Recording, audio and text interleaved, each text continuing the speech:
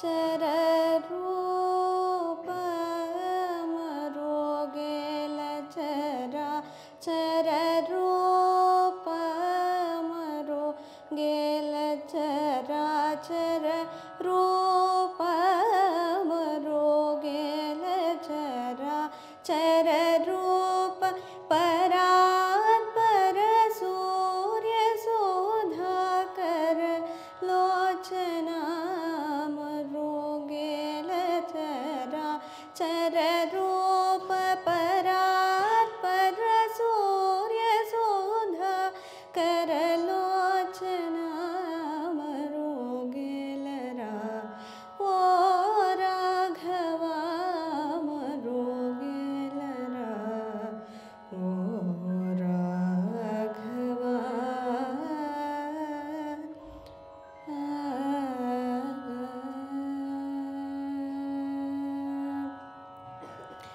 ಅನಿನೀವನು ಚುವಂತರಂಗಮುನ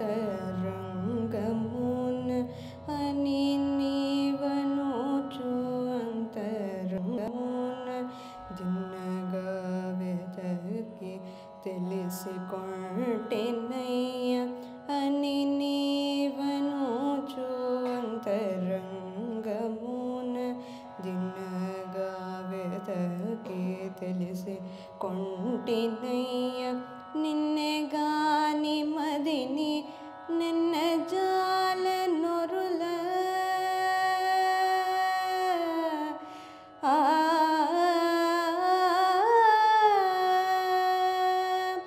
ನಿನ್ನೆಗಾನಿ ಮದಿ ನಿನ್ನ ಜಾಲ ನೊರುಲ ನಿನ್ನೆಗಾನಿ ಮದಿ ನಿನ್ನ ಜಾಲ ನೊರುಲ ನನ್ನು ಬ್ರೋವವಯ್ಯ ತ್ಯಾಗರಾಜನೂತ ನಿನ್ನೆಗಾನಿ ಮದಿನಿ ನಿನ್ನ ಜಾನೊರುಲ ನನ್ನು ಬ್ರೋವವಯ್ಯ ತ್ಯಾಗರಾಜನೂತ ಮರುಗೆಲರ ಓ ರಾಘವ ಮರುಗೆಲರ ಓ ರಾಘವ ರಾಘವ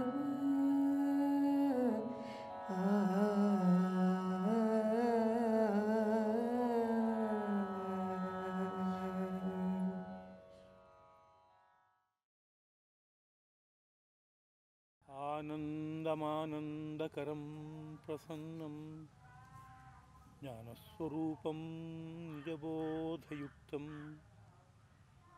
ಯೋಗೀಂದ್ರಮೀಡ್ಯಂ ಭವರೋಗವೈದ್ಯಂ ಶ್ರೀಮತ್ಪರಂ ಬ್ರಹ್ಮಗುರುಂ ಸ್ಮರಾಮಿ ದೇವಕೀ ಪರಮಾನಂದಂ ಕೃಷ್ಣಂ ವಂದೇ ಜಗದ್ಗುರುಂ ಸರ್ವೋಪನಿಷದೋ ಗಾವಃ ದೋಗ್ಧಾ ಗೋತ್ಪಾಲನಂದನಃ ಪಾರ್ಥೋ ವತ್ಸಃ ಸುಧೀರ್ಭೋಕ್ತಾ ದುಗ್ಧಂ ಗೀತಾಮೃತಂ ಮಹತ್.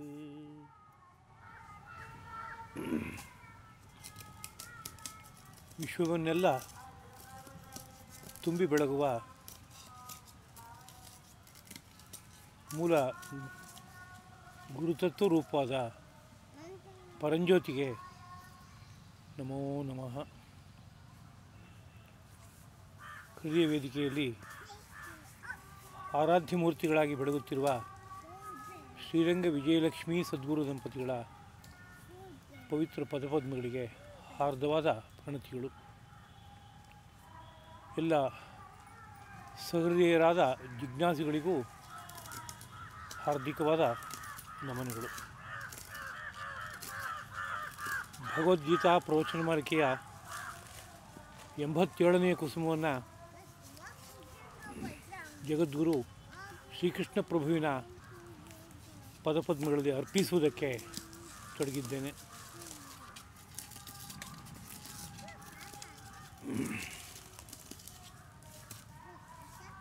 ಈವರೆಗೆ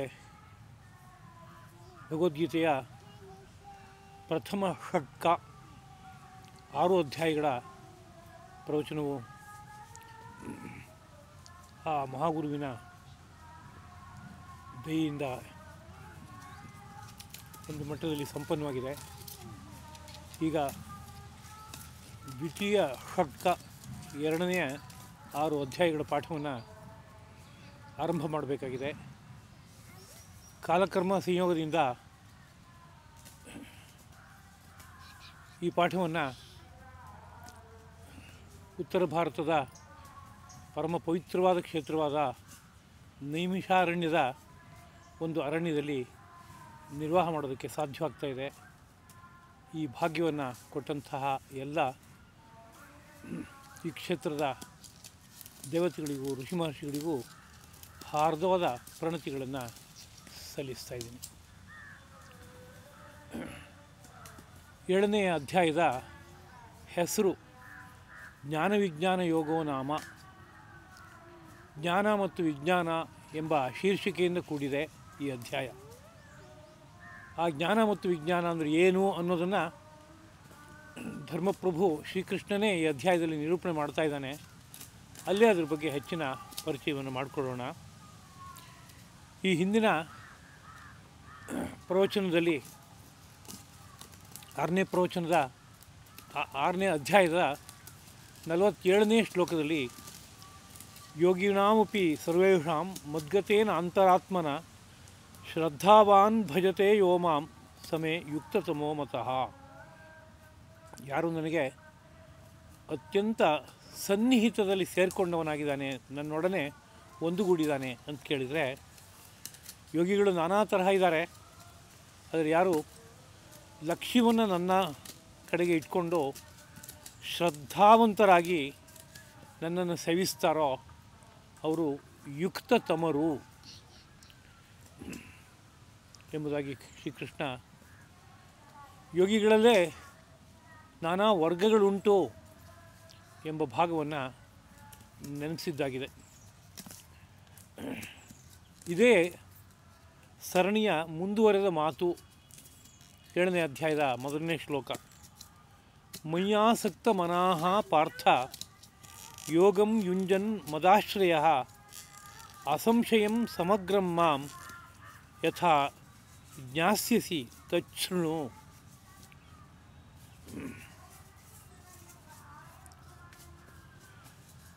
ಒಂದು ಸಮಗ್ರವಾದ ತಿಳುವಳಿಕೆಯನ್ನು ಹೇಗೆ ಪಡಿಬಹುದು ಎಂಬುದನ್ನು ಹೇಳ್ತಾ ಇದ್ದೀನಪ್ಪ ಪಾರ್ಥ, ಕೇಳು. ಶ್ರೀಕೃಷ್ಣ ಪ್ರಭುವಿನ ಮಾತು. ಶ್ರೀ ಭಗವಾನು ವಾಚ. ಪಾರ್ಥ, ಎಲೈ ಪಾರ್ಥನೆ, ಮಯಿ ಆಸಕ್ತ ಮನಾಹ, ನನ್ನಲ್ಲಿಯೇ ಆಸಕ್ತವಾದ ಮನಸ್ಸುಳ್ಳವನಾಗಿ, ಮದಾಶ್ರಯ, ನನ್ನನ್ನೇ ಆಶ್ರಯವಾಗಿ ಅವಲಂಬನವಾಗಿ ಇಟ್ಟುಕೊಂಡವನಾಗಿ, ಯೋಗಂ ಯುಂಜನ್, ಯೋಗದಲ್ಲಿ ಒಂದುಗೂಡಿ, ಸಮಾಧಿಯಲ್ಲಿ ಒಂದುಗೂಡಿ, ಅಸಂಶಯಂ, ಸಂಶಯವಿಲ್ಲದಂತೆ, ಸಮಗ್ರಂ, ಸಮಗ್ರವಾಗಿ, ಮಾಂ, ನನ್ನನ್ನು, ಯಥಾ, ಹೇಗೆ, ಜ್ಞಾಸ್ಯಸಿ, ತಿಳಿದುಕೊಳ್ಳುತ್ತೀ, ತತ್, ಅದನ್ನು, ಶೃಣು, ಕೇಳು. ಅಂದರೆ ಸಮಗ್ರವಾಗಿ ನನ್ನನ್ನು ಅರ್ಥ ಮಾಡ್ಕೊಳ್ಳೋದು ಹೇಗೆ ಅನ್ನೋದನ್ನು ತಿಳಿಸ್ತೇನೆ ಅಂತ. ಸಮಗ್ರ ಅನ್ನುವಾಗ ಇಲ್ಲಿ 2 ವಿಭಾಗ ಇದೆ. ಆ 2 ವಿಭಾಗವನ್ನು ಮುಂದಿನ ಶ್ಲೋಕಗಳಲ್ಲಿ ಧರ್ಮಪ್ರಭು ವಿವರಣೆಯನ್ನು ಕೊಟ್ಟು ಮನವರಿಕೆ ಮಾಡ್ತಾ ಇದ್ದಾನೆ. ಎಲೈ ಪಾರ್ಥ, ನನ್ನಲ್ಲೇ ಆಸಕ್ತವಾದ ಮನಸ್ಸಿನಿಂದ ಕೂಡಿ ನನ್ನನ್ನೇ ಆಶ್ರಯಿಸಿದವನಾಗಿ ಯೋಗದಲ್ಲಿ ಸಮಾಧಿಯಲ್ಲಿ ನೆಲೆಸಿ ನನ್ನನ್ನು ಸಮಗ್ರವಾಗಿ ಸಂಶಯವಿಲ್ಲದೆ ಹೇಗೆ ತಿಳಿಯಬಹುದು ಎಂಬುದನ್ನು ಹೇಳ್ತೇನೆ, ಕೇಳು. ಇಲ್ಲಿರುವ ಕೆಲವು ಪದಗಳನ್ನು ಮನವರಿಕೆ ಮಾಡಿಕೊಳ್ಳೋದಕ್ಕೆ ಪ್ರಯತ್ನಿಸೋಣ. ಮಯಿ ಆಸಕ್ತ ಮನಃ, ಮಯಿ, ನನ್ನಲ್ಲಿ ಅಂದರೆ ಶ್ರೀಕೃಷ್ಣನಲ್ಲೇ, ಆಸಕ್ತ ಮನಃ, ಆಸಮಂತಾತ್ ಸಕ್ತಂ ಮನಃ, ಸಮಗ್ರವಾಗಿ ಎಲ್ಲ ಮುಖದಿಂದಲೂ ನನ್ನ ಕಡೆಯಲ್ಲೇ ನಾಟಿದ ಮನಸ್ಸುಳ್ಳವನಾಗಿ ಆಗಬೇಕು. ಹಾಗಿದ್ದರೆ ನನ್ನನ್ನು ಪೂರ್ತಿಯಾಗಿ ಅರ್ಥ ಮಾಡ್ಕೊಳ್ಳೋಕ್ಕಾಗತ್ತೆ ಅಂತ. ಅಂದರೆ ಲೋಕದಲ್ಲಿ ಪಂಚೇಂದ್ರಿಯಗಳು ಬೇರೆ ಬೇರೆ ದಿಕ್ಕುಗಳಲ್ಲಿ ಎಳ್ಕೊಂಡು ಹೋಗ್ತಾ ಇರುತ್ತೆ. ನಮ್ಮ ಕರಚರಣೆಗಳು ನಾನಾ ರೀತಿಯಾದ ಕಾರ್ಯಗಳ ಕಡೆಗೆ ಎಳ್ಕೊಂಡು ಹೋಗ್ತಾ ಇರುತ್ತೆ. ಮನಸ್ಸು ಬುದ್ಧಿ ಬೇರೆ ಬೇರೆ ವಿಷಯಗಳನ್ನು ಚಿಂತನೆ ಮಾಡುತ್ತೆ. ಹೀಗೆ ನಾನಾ ಮುಖವಾದ ಚಿಂತನೆಗಳಿಗೆ ಕಾರ್ಯಗಳಿಗೆ ಅವಕಾಶ ಇದ್ದರೂ ಸಹ ಅಲ್ಲೆಲ್ಲ ಪರ್ಯವಸಾನದಲ್ಲಿ ಶ್ರೀಕೃಷ್ಣನೇ ನನ್ನ ಗುರು, ಶ್ರೀಕೃಷ್ಣನೇ ನನ್ನ ಗುರಿ, ಪರತತ್ವವೇ ನನ್ನ ಗುರಿ ಎಂಬ ಒಂದು ನಿಶ್ಚಿತವಾದಂತಹ ಮತಿ ಇದ್ದವನಾಗಿರಬೇಕು. ಹಾಗಿದ್ದಾಗ ನನ್ನನ್ನು ಪೂರ್ತಿಯಾಗಿ ಅರ್ಥ ಮಾಡ್ಕೊಳ್ಳೋಕ್ಕಾಗತ್ತೆ ಅಂತ. ಲೋಕ ವ್ಯವಹಾರಕ್ಕೆ ಇಳಿದಾಗ ಪಂಚೇಂದ್ರಿಯಗಳ ವಿಷಯವಷ್ಟು ಭಿನ್ನ ಭಿನ್ನವಾಗಿರುತ್ತೆ. ಅದೇ ರೀತಿಯಲ್ಲಿ ನಮ್ಮ ಪಂಚ ಕರ್ಮೇಂದ್ರಿಯಗಳು ಸಹ ತಮ್ಮ ತಮ್ಮ ವಿಭಿನ್ನವಾದ ವ್ಯಾಪಾರಗಳನ್ನು ನಿರ್ವಾಹ ಮಾಡುತ್ತವೆ. ಹಾಗಿದ್ದಾಗ ಬೇರೆ ಬೇರೆ ಮಾರ್ಗಗಳಲ್ಲಿ ಸಂಚಾರ ಮಾಡುವಂತೆ ಸಹಜವಾಗಿ ಆಗೋದಕ್ಕೆ ಅವಕಾಶ ಉಂಟು. ಹಾಗೆ ಮಾಡ್ಕೋಬೇಡ. ಅಂದರೆ ಕರಚರಣೆಗಳನ್ನು ಬಳಸುವಾಗಲೂ ಇದು ಕೃಷ್ಣ ಪ್ರೀತಿಗೆ ಕಾರಣವಾಗಲಿ ಅಂತ ಬಳಸು. ಪಂಚೇಂದ್ರಿಯಗಳನ್ನು ಬಳಸುವಾಗಲೂ ಈ ನನ್ನ ಎಲ್ಲ ಪಂಚೇಂದ್ರಿಯಗಳ ನಡೆನುಡಿಗಳೂ ಸಹ ನನ್ನೊಳಗಡೆ ಬೆಳಗುವ ಶ್ರೀಕೃಷ್ಣನ ಪ್ರೀತಿಗೆ ಕಾರಣವಂತೆ ಆಗಲಿ. ಅಂಥದ್ದನ್ನೇ ನಾನು ವಿಶೇಷವಾಗಿ ಅರ್ಥ ಮಾಡ್ಕೊಳ್ಳೋದಕ್ಕೆ ಪ್ರಯತ್ನ ಪಡ್ತೀನಿ. ಅಂಥ ಕಾರ್ಯಗಳನ್ನೇ ಮಾಡ್ತೀನಿ. ಅಂದರೆ ಯಾವ ಕಾರ್ಯಗಳನ್ನು ಮಾಡಿದ್ರೆ ಭಗವಂತನ ಪ್ರೀತಿಗೆ ಕಾರಣವಾಗುತ್ತೋ, ಯಾವ ವಿಷಯಗಳನ್ನು ಪಂಚೇಂದ್ರಿಯಗಳ ಮೂಲಕ ತಿಳ್ಕೊಳ್ಳೋಕೆ ಹೋದರೆ ಆ ಭಗವಂತನ ಪ್ರಸನ್ನತೆಗೆ ಕಾರಣ ಆಗುತ್ತೋ ಹಾಗೆ ಅದೇ ರೀತಿಯಲ್ಲಿ ಮನಸ್ಸಿನಿಂದ ಏನನ್ನು ಚಿಂತನೆ ಮಾಡ್ತೀನೋ ಅದು ಭಗವಂತನ ಪ್ರೀತಿಗೆ ಕಾರಣ ಆಗಬೇಕು. ಅಂಥದ್ದನ್ನೇ ಚಿಂತನೆ ಮಾಡ್ತಾ ಬುದ್ಧಿಯಿಂದ ಅದೇ ವಿಷಯವನ್ನೇ ನಿರ್ಣಯ ಮಾಡ್ಕೊಳ್ತಾ ಈ ಪ್ರಕಾರವಾಗಿ ಮೈ ಆಸಕ್ತ ಮನಃ, ನನ್ನಲ್ಲೇ ಯಾರೋ ಆಸಕ್ತವಾದ ಮನಸ್ಸುಳ್ಳವನಾಗ್ತಾನೋ, ಅಂದರೆ ಶ್ರೀಕೃಷ್ಣ ಪ್ರಭುವಿನಲ್ಲೇ ನೆಟ್ಟ ಮನಸ್ಸುಳ್ಳವನಾಗಿ ಯಾರಾಗ್ತಾನೋ ಅಂಥವನು ನನ್ನನ್ನು ಪೂರ್ಣವಾಗಿ ತಿಳ್ಕೊಳ್ಳೋಕ್ಕಾಗುತ್ತೆ. ಎರಡನೇದು ಮದಾಶ್ರಯ. ಇನ್ನು ನನ್ನನ್ನೇ ಅವಲಂಬಿಸಿರಬೇಕು, ಆಶ್ರಯವನ್ನು ಪಡೆದಿರಬೇಕು ಅಂತ. ಹಾಗಂದರೆ ಅಂತ ಕೇಳಿದರೆ ನಾನಾ ರೀತಿಯ ಸಾಧನೆಗಳಿದೆ. ಲೋಕದಲ್ಲಿ ಹೇಳೋದುಂಟು ಅಷ್ಟಾಂಗ ಯೋಗ ಎಂಬ ಸಾಧನೆ, ಹಠಯೋಗ ಅಂತ ಇನ್ನೊಂದು ಸಾಧನೆ, ಜ್ಞಾನಯೋಗ, ಕರ್ಮಯೋಗ, ಭಕ್ತಿಯೋಗ, ಲಯಯೋಗ, ಕುಂಡಲಿನಿ ಯೋಗ, ಹೀಗೆ ನಾನಾ ಸಾಧನ ಮಾರ್ಗಗಳನ್ನು ಹೇಳೋದುಂಟು. ಆ ಒಂದೊಂದು ಸಾಧನಾ ಮಾರ್ಗಗಳದ್ದು ಪುನಃ ಬೇಕಾದಷ್ಟು ಉಪವಿಭಾಗಗಳುಂಟು. ಇವನು ತಾನೇ ಲೋಕ ಎಲ್ಲ ಆಶ್ರಯಿಸುತ್ತೆ ಭಗವಂತನ ಬಳಿ ಹೋಗಿ ತಲುಪಬೇಕಾದ್ರೆ. ಸಾಧನಾ ಮಾರ್ಗ ಅವಲಂಬಿಸ್ಕೊಳ್ಳದೆ ಸಾಧ್ಯದ ಕಡೆಗೆ, ಲಕ್ಷ್ಯದ ಕಡೆಗೆ ಹೋಗಿ ತಲುಪೋಕೆ ಸಾಧ್ಯ ಇಲ್ವಲ್ಲ. ಅಂದರೆ ಅವೆಲ್ಲವೂ ಕೂಡ ಶ್ರೀಕೃಷ್ಣ ಸ್ವರೂಪವೇ, ಅದು ಪರತತ್ವ ಸ್ವರೂಪವೇ ಆಗಿದೆ. ಹಾಗಿರುವ ಮಾರ್ಗವನ್ನು ಅವಲಂಬಿಸ್ಕೋಬೇಕು ಅಂತ. ನನ್ನ ಮನಸ್ಸಿಗೆ ತೋರಿದಂಥ ಯಾವುದೋ ಒಂದು ಸಾಧನಾ ಮಾರ್ಗ ನಾನು ಅವಲಂಬಿಸಿದ್ದೀನಿ ಅಂತಂದರೆ ಅದು ಶ್ರೀಕೃಷ್ಣನನ್ನು ಅವಲಂಬಿಸಿರುವ ಸಾಧನಾ ಮಾರ್ಗ ಆಗೋಕ್ಕೆ ಸಾಧ್ಯ ಇಲ್ಲ. ಮದಾಶ್ರಯ, ನನ್ನನ್ನು ಅವಲಂಬಿಸಿದ್ದು ಅಂತ ಆಗೋಲ್ಲ. ಅದು ನನ್ನ ಸ್ವರೂಪ ಒಂದಿದೆಯಪ್ಪ, ಆ ಸ್ವರೂಪವನ್ನು ಅರಿತು ಆ ಸ್ವರೂಪಕ್ಕೆ ಹೊಂದಿಕೊಳ್ಳುವಂಥ ಒಂದು ಸಾಧನಾ ಮಾರ್ಗವನ್ನು ನೀನು ಆಯ್ಕೆ ಮಾಡ್ಕೋಬೇಕು, ಅದನ್ನು ಆಶ್ರಯಿಸಬೇಕು ಭದ್ರವಾಗಿ. ಹಾಗಾದಾಗ ಅಂತ ಈ ಮಾತು ಹೇಳೋದಕ್ಕೆ ಕಾರಣ ಏನಪ್ಪ ಅಂದರೆ, ಲೋಕದಲ್ಲಿ ತಮಗೆ ತೋರಿದಂತಹ ಉಪಾಯಗಳನ್ನೆಲ್ಲ ಇಟ್ಕೊಂಡು ಸಾಧನೆ ಮಾಡ್ಕೊಂಡು ತುದಿ ತಲುಪ್ತೇವೆ ಅಂತ ಹೊರಡ್ತಾ ಇರುವಂತಹ ನಾನಾ ರೀತಿಯಾದಂಥ ಜನಗಳನ್ನು ನೋಡ್ತೇವೆ ನಾವು. ಎಲ್ಲ ಒಂದೇ ಬಿಡ್ರಿ ಅಂತ ಹೇಳುವಂಥ ಮಾತನ್ನು ನಾವು ಕೇಳ್ತೀವಿ. ಎಲ್ಲ ಧರ್ಮದ ಉದ್ದೇಶ ಏನ್ರಿ? ತತ್ವ ಸಾಕ್ಷಾತ್ಕಾರ. ಅವ್ರು ಹೀಗೆ ಹೋಗಿ ಮಾಡ್ತಾರೆ, ನೀವು ಹೀಗೆ ಹೋಗಿ ಮಾಡ್ತೀರಿ ಅಂತ ಹೀಗೊಂದು ಏನೋ ಸಮನ್ವಯವಾದದ ಹೆಸರಿನಲ್ಲಿ ಎಲ್ಲವೂ ಸುಂದರವಾಗಿದೆ ಅನ್ನೋ ಮಾತನ್ನು ಆಡ್ತಾರೆ. ಆದರೆ ಶ್ರೀಕೃಷ್ಣ ಪ್ರಭು ಹೇಳೋ ಮಾತಿನಲ್ಲಿ ಇನ್ನೊಂದು ವಿಶಿಷ್ಟವಾದ ವಿಷಯ ಇದೆ. ನಾನು ದಕ್ಷಿಣ ದಿಕ್ಕಿಗೆ ತಿರುಗಿ ನಿಂತ್ಕೊಂಡಿದ್ದೀನಿ ನನ್ನ ಕರ್ನಾಟಕದ ಪ್ರಾಂತದಲ್ಲಿ. ನಾನು ಹಿಮಾಲಯಕ್ಕೆ ಹೋಗಬೇಕು ಅಂತ ಹೊರಟಿದ್ದೀನಿ ಅಂತ ಹೇಳಿದರೆ ಅದು ಸುಲಭವಾದ ವಿಷಯ ಅಲ್ಲ. ಭೂಮಿನೆಲ್ಲ ಸುತ್ಕೊಂಡು ಆಮೇಲೆ ಹಿಮಾಲಯಕ್ಕೆ ಬರ್ಬೋದು, ಇಲ್ಲ ಅಂತಲ್ಲ. ಆದರೆ ರುಜುವಾದ ಮಾರ್ಗದಲ್ಲಿ ಹಿಮಾಲಯಕ್ಕೆ ಹೋಗಿ ತಲುಪೋಕ್ಕಾಗತ್ತಾ ಅಂದರೆ ತಲುಪೋಕ್ಕಾಗಲ್ಲ. ಯಾಕಾಗಲ್ಲ ಅಂತ ಕೇಳಿದರೆ, ನೀವು ಆಶ್ರಯಿಸಿರುವಂತಹ ಮಾರ್ಗ ಅಲ್ಲಿಗೆ ತಲುಪೋದಕ್ಕೆ ಬೇಕಾಗುವ ವ್ಯವಸ್ಥೆಯಲ್ಲಿ ಕೂಡಿಲ್ಲ ಅಂತ. ಯೋಗಶಾಸ್ತ್ರದಲ್ಲಿ ಹೇಳೋದುಂಟು, ಯಾರೋ ಒಬ್ಬ ತುಂಬ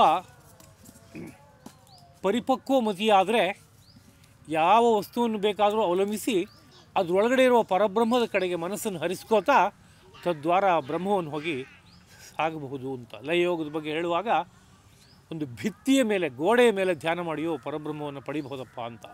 ಅದು ಯಾರಿಗೆ ಹೇಳಿರೋ ಮಾತು ಅಂತ ಕೇಳಿದರೆ, ಬುದ್ಧಿ ಸಮಗ್ರವಾಗಿ ಏಕಾಗ್ರತೆಗೆ ಬಂದುಬಿಟ್ಟಿದೆ, ಬೇರೆ ಯಾವ ಪ್ರಾಪಂಚಿಕವಾದ ಅಂಟೂ ಇಲ್ಲ. ಯಾವುದೋ ಒಂದು ವಸ್ತುವನ್ನು ಕೊಟ್ಟರೆ ವಸ್ತುವಿನ ಸ್ಥೂಲ ಭಾಗವನ್ನು ಪಕ್ಕದಲ್ಲಿಟ್ಟು ಸೂಕ್ಷ್ಮವಾದ ಭಾಗಕ್ಕೆ ಹೋಗ್ತಾನೆ, ಅಲ್ಲಿಂದ ಪರಭಾಗಕ್ಕೆ ಹೋಗ್ತಾನೆ.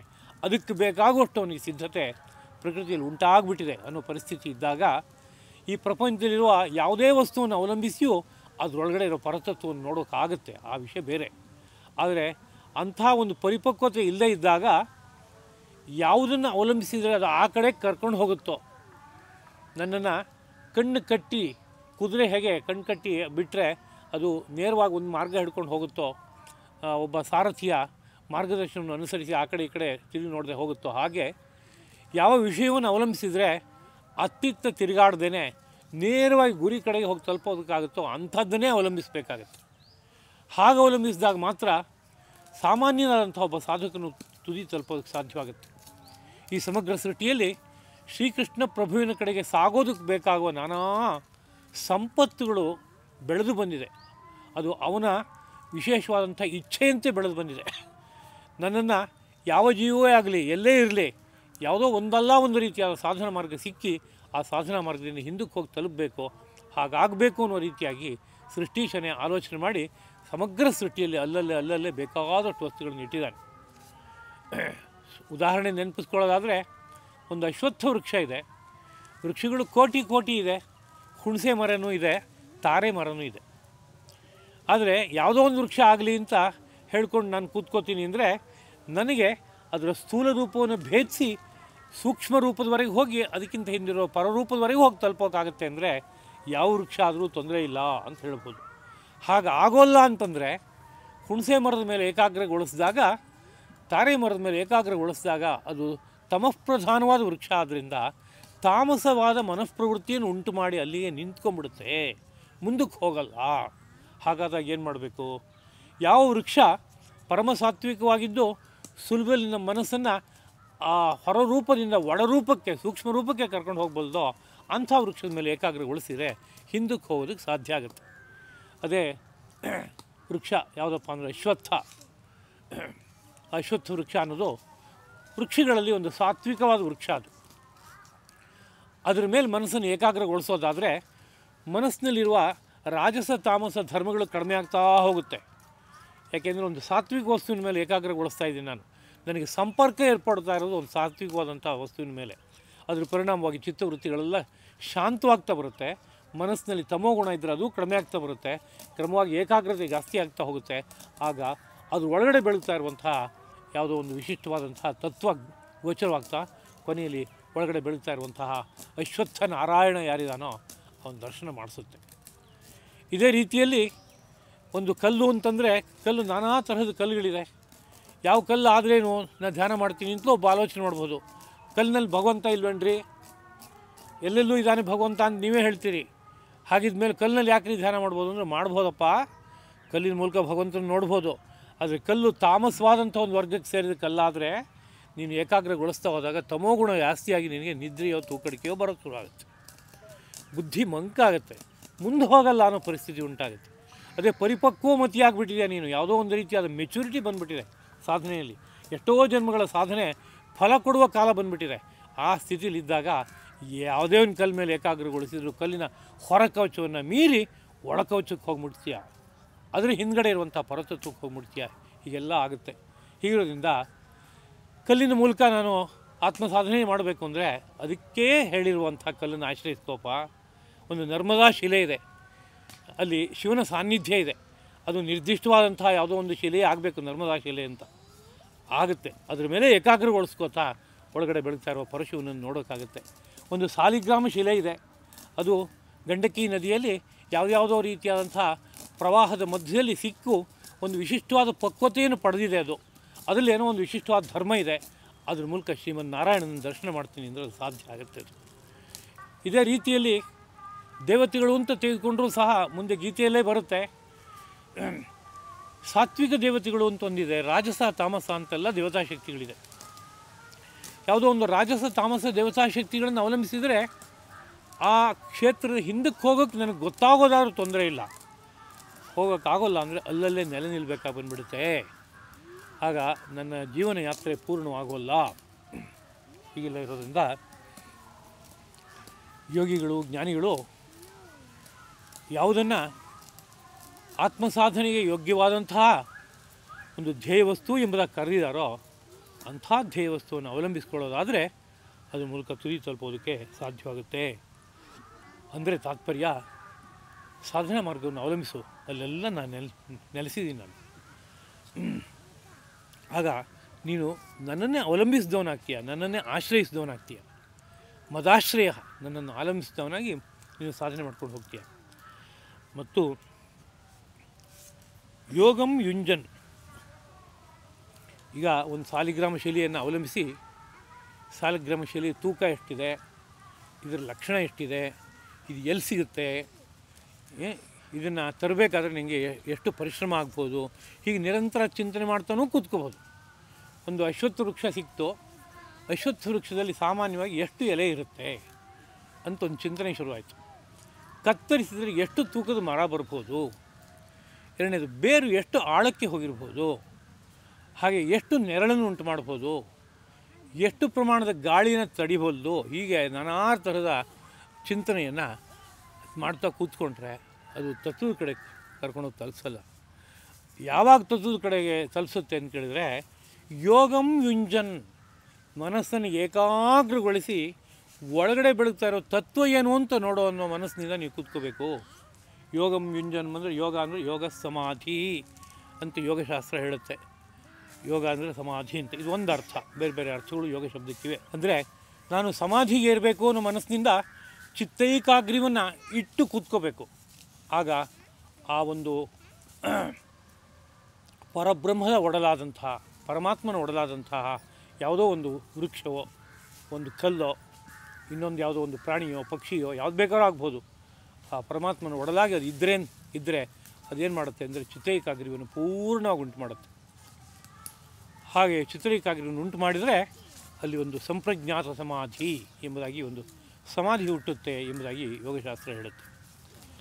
ಹಾಗೆ ಒಂದು ಸಮಾಧಿಗೆ ಏರಿದ್ರೆ ಆಗ ಏನಾಗುತ್ತೆ ಅಂತ ಕೇಳಿದ್ರೆ ಸಮಗ್ರಂ ಮಾಂ ಜ್ಞಾಸ್ಯಸಿ, ಸಮಗ್ರವಾಗಿ ನನ್ನನ್ನು ಅರ್ಥ ಮಾಡ್ಕೋತೀಯಾ ಅಂತ. ಸಮಗ್ರವಾಗಿ ನನ್ನನ್ನು ಅರ್ಥ ಮಾಡ್ಕೋತೀಯಾ ಅಂತಂದಾಗ ಇನ್ಯಾವುದೋ ಕೆಲವು ಸಂದರ್ಭಗಳಿದೆ ಅಲ್ಲಿ ಸಮಗ್ರವಾಗಿ ಅರ್ಥ ಮಾಡ್ಕೊಳಕ್ಕಾಗಲ್ಲಪ್ಪ ಅಂತ ಜ್ಞಾಪಿಸ್ತಾ ಇದೆ. ನಾನು ಹೇಗೆ ಹೇಳ್ತಾ ಇದ್ದೀನೋ ಹೀಗೆ ಹೋಗು, ನೀನು ಸಮಗ್ರವಾಗಿ ನನ್ನನ್ನು ಅರ್ಥ ಮಾಡ್ಕೋತೀಯಾ ಅಂತ. ಸಮಗ್ರ, ಸಕಲ, ಪೂರ್ಣವಾಗಿ ಅಂತ ಅರ್ಥ. ನನ್ನ ಸ್ವರೂಪ ಭಾಳ ವ್ಯಾಪಕವಾಗಿದೆಯಪ್ಪ, ಆ ಪೂರ್ಣ ವ್ಯಾಪಕವಾದ ನನ್ನ ಸ್ವರೂಪವನ್ನು ನೀನು ಅರ್ಥ ಮಾಡ್ಕೊಳಕ್ಕಾಗತ್ತೆ. ಅದು ಹೇಗೆ ಅಂತ ಹೇಳಿದ್ರೆ ಅಸಂಶಯಂ, ಸ್ವಲ್ಪವೂ ಸಂಶಯವಿಲ್ಲ, ಸಂಶಯವಿಲ್ಲದಂತೆ ನೀನು ಅರ್ಥ ಮಾಡ್ಕೊಳಕ್ಕಾಗತ್ತೆ ಅಂತ. ಎಷ್ಟೋ ಸಂದರ್ಭದಲ್ಲಿ ನಮಗೆ ಅರ್ಥವಾಗಿದೆ ಅಂತ ಕೆಲವು ವಿಷಯಗಳು ಅನಿಸುತ್ತೆ. ನೋಡೋ ಅದು ಯಾವುದೋ ಮರ ಅಂತ ದೂರದಲ್ಲಿ ಇದ್ದಿದ್ದು ತೋರಿಸಿದ್ರೆ ಒಬ್ಬ ಗೊತ್ತಾಯಿತು ನೀನು ಚೆನ್ನಾಗಿ ಅದು ಅರಳಿ ಮರ ಅಂತ ಹೇಳ್ತಾನೆ. ನೋಡೋ ಅರಳಿ ಮರಲ್ಲಿ ಎಲೆ ಸ್ವಲ್ಪ ಸಣ್ಣಗೆ ಗಾಳಿ ಬಂದರೆ ಹೀಗೆ ಅಲಗಾಡ್ತಾ ಇರಬೇಕು, ಅದು ಅಲಗಾಡ್ತಾ ಇಲ್ವಲ್ಲ ಅಂದ್ರೆ ಹೌದಾ ಸ್ವಲ್ಪ ಸಂದೇಹ ಬಂದಿದೆ ನನಗೆ, ಯೋಚನೆ ಮಾಡ್ತೀನಿ ಅಂತಂತಾನೆ. ಅಂದರೆ ಇದು ಒಂಥರ ಸಂಶಯಕ್ಕೆ ಎಡೆ ಇರುವಂಥ ತಿಳುವಳಿಕೆ, ಸಮಗ್ರ ತಿಳುವಳಿಕೆ ಅಲ್ಲ. ಒಂದು ವೃಕ್ಷದಂತೆ ಇನ್ನೊಂದು ವೃಕ್ಷ ಇರುತ್ತೆ ಎಷ್ಟೋ ಸಂದರ್ಭದಲ್ಲಿ, ಹೊರಗಡೆಯಿಂದ ನೋಡಿದಾಗ ನಮಗೆ ಭ್ರಮೆ ಉಂಟು ಮಾಡುವಂತೆ ಇರುತ್ತೆ. ಆದ್ದರಿಂದ ಪ್ರತ್ಯಕ್ಷದಿಂದ ತಿಳಿಯುವಂಥ ವಿಚಾರ, ಅದೇ ರೀತಿಯಲ್ಲಿ ಇನ್ನೊಂದು ಪ್ರಮಾಣ ಅನುಮಾನ ಅಂತ ಒಂದು ಪ್ರಮಾಣ, ಅಂದರೆ ಇನ್ಫರೆನ್ಸ್ ಅಂತ ಹೇಳ್ತೀವಿ, ಊಹಾ ಆ ಪ್ರಮಾಣ, ಆಪ್ತವಚನ ಅಂತ ಇನ್ನೊಂದು ಪ್ರಮಾಣ ಇದೆ. ಆಪ್ತವಚನ ಅಂದರೆ ಯಾರೋ ತತ್ವವನ್ನು ಅರ್ಥ ಮಾಡ್ಕೊಂಡವ್ರು ಹೇಳಿರೋ ಮಾತು, ಅದನ್ನು ನಂಬ್ಕೊಂಡ್ರೆ ನನಗೊಂದು ತಿಳುವಳಿಕೆನೇ ಬಂದುಬಿಡುತ್ತೆ. ವೇದವು ಆ ರೀತಿಯಾದಂಥ ಒಂದು ವಚನ, ಅದು ಏನು ಹೇಳ್ತಾ ಇದ್ದು ಅದನ್ನ ನಾನು ಭಾವಿಸಿದರೆ ಅದರಿಂದ ನನಗೆ ಆಗಬೇಕಾದ ಲಾಭ ಎಲ್ಲ ಆಗಿಬಿಡುತ್ತೆ. ಹೀಗೆ ಪ್ರಮಾಣಗಳೆಲ್ಲ ಇದೆ ಲೋಕದಲ್ಲಿ, ಅದ್ರ ಮೂಲಕ ನಮ್ಗೆ ತಿಳುವಳಿಕೆ ಬರ್ತಾ ಇದೆ.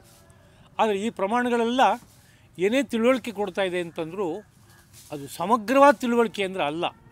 ಯಾಕೆಂದರೆ ಭೌತಿಕವಾದ ವಿಷಯದ ಬಗ್ಗೆ ಒಂದು ತಿಳುವಳಿಕೆ ಕೊಡ್ತಾ ಇದೆ. ಕಣ್ಣಿಂದ ನಾನು ನೋಡಿ ಏನನ್ನು ಅರ್ಥ ಮಾಡ್ಕೋಬಹುದು, ಸ್ಥೂಲ ರೂಪವನ್ನು ಅರ್ಥ ಮಾಡ್ಕೋಬಹುದು, ಅದರೊಳಗಡೆ ಇರೋ ಸೂಕ್ಷ್ಮ ರೂಪ ಎಲ್ಲ ಗೊತ್ತಾಗುತ್ತಾ. ಇವತ್ತು ಮಾಡರ್ನ್ ಸೈನ್ಸ್ ದೃಷ್ಟಿಯಿಂದಲೇ ಮಾತಾಡೋದಾದರೆ ಒಂದು ವೃಕ್ಷ ಅಂದರೆ ಅದರೊಳಗಡೆ ಅವಯವಗಳು ಎಷ್ಟೆಷ್ಟಿದೆ, ಆ ಒಂದೊಂದು ಅವಯವದಲ್ಲೂ ಕೂಡ ಒಂದೊಂದು ಜೀವಕಣ ಇದೆಯಲ್ಲ ಅದು ಸ್ವರೂಪ ಏನು, ಹೀಗೆಲ್ಲ ಆಲೋಚನೆ ಮಾಡಿದ್ರೆ ಇದೆಲ್ಲ ಗೊತ್ತಾಗುತ್ತೆ. ನಿಮಗೆ ಗೊತ್ತಾಗೋಲ್ಲ ಅಂದರೆ ಗೊತ್ತಾಗದೇ ಇರೋ ಭಾಗವೇ ತುಂಬ ಜಾಸ್ತಿ. ಹಾಗೆ ಅನುಮಾನ ಪ್ರಮಾಣ ಅಂತ ಇಟ್ಕೊಂಡ್ರೆ ಯಾವುದೋ ಒಂದೊಂದು ಊಹಾಪೋಹದ ಮೇಲೆ ನಾನು ಅರ್ಥ ಮಾಡ್ಕೋತೀನಿ ಅಂತ. ಹೇಗೆ ಊಹಾಪೋಹದ ಮೇಲೆ ಅರ್ಥ ಮಾಡ್ಕೋತೀನಿ ಅಂದರೆ ಗೊತ್ತಿರೋದರ ಆಧಾರದ ಮೇಲೆ ಗೊತ್ತಿಲ್ಲದೆ ಇರೋ ಒಂದು ವಿಷಯವನ್ನು ನಾನು ತಿಳಿತೀನಿ ಅಂತ. ಸಾಮಾನ್ಯವಾಗಿ ಪ್ರಾಚೀನ ಪರಂಪರೆಯಲ್ಲಿ ಹೇಳೋ ವಿಷಯ ಏನಪ್ಪ ಅಂದರೆ ಅಲ್ಲೆಲ್ಲ ಹೊಗೆ ಕಾಣಿಸ್ತಾ ಇದೆ, ಅಲ್ಲಿ ಬೆಂಕಿ ಇದೆ ಅಂತ. ಅದನ್ನು ನನಗೆ ಬೆಂಕಿ ಬೇಕು ಅಂತಂದಾಗ ಹೊಗೆಯಲ್ಲಿ ಕಾಣಿಸ್ತಾ ಇದೆ ನೋಡು, ಆ ಕಡೆ ಹೋಗು, ನಿಂಗೆ ಬೆಂಕಿ ಸಿಗುತ್ತೆ, ಅಲ್ಲಿ ಬೆಂಕಿ ಸಿಗುತ್ತೆ. ಆದ್ದರಿಂದ ನನ್ನ ತಿಳುವಳಿಕೆ ಸರಿಯಾಗಿದೆ ಅಂತ ನಾನು ಒಂದು ಲಾಜಿಕ್ ತರ್ಕದ ಮೇಲೆ ತೀರ್ಮಾನ ಮಾಡ್ತೀನಿ ಅಂತ ವಿಷಯ ಇದ್ದರೂ, ಯಾವುದೋ ಒಂದು ಕಡೆಯಲ್ಲಿ ಬೆಂಕಿ ಇಲ್ಲದೆ ಹೊಗೆ ಬರುವಂಥದ್ದು ಇರ್ಬೋದು. ಒಂದು ಕಡೆಯಲ್ಲಿ ಹೊಗೆಯನ್ನೇ ಸಂಗ್ರಹ ಮಾಡಿ ಒಂದು ಕಡೆಯಲ್ಲಿ ಒಬ್ಬ ಬಿಡ್ತಾ ಇದ್ದಾನೆ, ಬೆಂಕಿ ಇಲ್ಲ, ಅಲ್ಲಿ ಹೊಗೆ ಮಾತ್ರ ಬರ್ತಾಯಿದೆ. ಹೀಗೆ ಯಾರೋ ಒಬ್ಬ ಪ್ರಶ್ನೆ ಕೇಳ್ತಾನೆ, ಅಲ್ಲ ಕಣಪ್ಪ, ಈ ತರ್ಕ ಇಟ್ಕೊಂಡಿದೆಯಲ್ಲ ನೀನು, ಹೊಗೆ ಇದ್ದಲ್ಲಿ ಬೆಂಕಿ ಇದೆ ಅಂತ. ಹೊಗೆನೆಲ್ಲ ಒಂದು ಬೆಲೂನಲ್ಲಿ ನಾನು ತುಂಬ್ತೀನಿ, ಈಗ ಒಂದು ಕಡೆಯಲ್ಲಿ ಪುಸ್ ಅಂತ ಬಿಡ್ತೀನಿ, ಮೇಲೆ ಹೊಗೆ ಹೋಗುತ್ತೆ, ಬೆಂಕಿ ಇರ್ತಾನೆ ಅಲ್ಲಿ ಅಂತ ಕೇಳ್ತಾನೆ. ಅಯ್ಯೋ ಹಾಗಾ ಅಂತ ಅವನಿಗೆ ಕೂಡಲೇ ಸಂದೇಹ ಬರುತ್ತೆ. ಹಾಗೆ ಆಪ್ತವಚನ ಅಂತ ಯಾರೋ ಒಬ್ಬ ಹೇಳಿದಾನೆ ಅಂತ ಪ್ರಶ್ನೆ ಬರುತ್ತೆ. ಅಲ್ಲ ಕಣಪ್ಪ, ಅದು ಆಪ್ತವಚನ ಅಂತ ನೀನು ನಂಬ್ಕೊಂಡಿದ್ಯಾ? ಆಪ್ತ ಅನ್ನೋ ಪದಕ್ಕೆ ಯಾರು ಪಡೆಯಬೇಕಾದದ್ದನ್ನು ಪಡೆದಿದ್ದಾನೋ ಅವನನ್ನು ಆಪ್ತ ಅಂತ ಕರಿಬೇಕಂತ. ಆಪ್ನೋತಿ ಅನ್ನೋ ಪದದ ಮೇಲೆ ಆಪ್ತ ಅಂತಾಗಿದೆ. ಆಪ್ನೋತಿ ಅಂದರೆ ಪಡೆಯುತ್ತಾನೆ ಅಂತ ಅರ್ಥ. ಆಪ್ತ ಅಂದರೆ ಪಡಿಬೇಕಾದ್ದನ್ನು ಪಡೆದಾಗಿದೆ ಅಂದರೆ ಅವನಿಗೆ ತತ್ವ ಸಾಕ್ಷಾತ್ಕಾರ ಆಗಿದೆ, ಭಗವಂತನ ಸಾಕ್ಷಾತ್ಕಾರ ಆಗಿದೆ, ಆದರೆ ಅವನ ಆಪ್ತ ಅಂತ ನಾವು ಅಂದ್ಕೊಂಡಿದ್ವಿ. ಆದರೆ ಆ ಭಗವಂತನ ಸಾಕ್ಷಾತ್ಕಾರ ಆದವನು ಹೇಗಿರ್ತಾನೆ ಅನ್ನೋ ಬಗ್ಗೆ ನನಗೆ ಸರಿಯಾದ ಜ್ಞಾನ ಇಲ್ಲ. ಯಾರೋ ಹೇಳಿದ್ದಾರೆ ಅವರು ಭಗವತ್ ಸಾಕ್ಷಾತ್ಕಾರ ಆಗಿದೆ ಅಂತ, ನಾನು ಒಪ್ಕೊಂಡಿದ್ದೀನಿ, ಆಪ್ತರು ಅವ್ರು ಹೇಳಿದ ಮಾತನ್ನು ನಂಬ್ಕೋತೀನಿ ಅಂತ. ಇದಕ್ಕಿದ್ದ ಹಾಗೆ ನನಗೆ ಒಂದು ದಿವಸ ಅವರು ಮಾತನಾಡುವಾಗ ಹೀಗೊಂದು ಮಾತಾಡಿದ್ರು ಕಣಯ್ಯ, ಈ ಮಾತು ನಿಜವಾಗಲೂ ಕೂಡ ಸಂಗತವಾದ ಮಾತಾ? ನನಗೆ ಭಾಳ ಡೌಟ್ ಬಂದುಬಿಟ್ಟಿದೆ, ಸಂದೇಹ ಬಂದುಬಿಟ್ಟಿದೆ. ಅವರು ನಿಜವಾಗಲೂ ಕೂಡ ಪರಮಾತ್ಮ ಸಾಕ್ಷಾತ್ಕಾರ ಆದವರೇ ಅವರು ಆಪ್ತರೇ ಅಂತ ನನಗೆ ಸಂದೇಹ ಬಂದುಬಿಟ್ಟಿದೆ ಅಂತ ಒಮ್ಮೆ ಅನಿಸಿದರೆ ಅಲ್ಲಿಗೆ ಆ ವಿಷಯ ನಿರ್ಣಯ ಆಗಲಿಲ್ಲ ಅಂತ ತಾತ್ಪರ್ಯ ಆಗುತ್ತೆ. ಹೀಗಿರೋದ್ರಿಂದ ಪ್ರತ್ಯಕ್ಷ ಪ್ರಮಾಣ ಆಗಲಿ, ಅನುಮಾನ ಅಥವಾ ತರ್ಕ ಅನ್ನೋ ರೀತಿಯಾದ ಪ್ರಮಾಣ ಆಗಲಿ, ಹಾಗೆ ಆಪ್ತವಚನ ಕಂಡೋರ ಮಾತು, ಸತ್ಯವನ್ನು ಕಂಡಿದ್ದಾರೆ ಅವ್ರ ಮಾತು ನಂಬಿಕೆಗೆ ಅರ್ಹ ಅನ್ನೋ ರೀತಿಯಾದ ಮಾತಾಗಲಿ, ಇಲ್ಲೆಲ್ಲ ಬೇಕಾದಷ್ಟು ಸಂಶಯಗಳು ಹುಟ್ಟೋದಕ್ಕೆ ಅವಕಾಶ ಇದೆ. ಹಾಗೆ ಒಂದೇ ಒಂದು ಸಂಶಯವೂ ಇರದೇ ಇರಬೇಕಾದ್ರೆ ನಾನು ಒಂದು ಕ್ರಮ ಹೇಳ್ತೀನಿ, ಈ ಕ್ರಮದಲ್ಲಿ ಅರ್ಥ ಮಾಡ್ಕೋಪ್ಪ, ಆಗ ಅಸಂಶಯಂ, ಸಂಶಯವಿಲ್ಲದಂತೆ ನೀನು ಪೂರ್ಣವಾಗಿ ಅರ್ಥ ಮಾಡ್ಕೋತೀಯಾ ಅಂತ.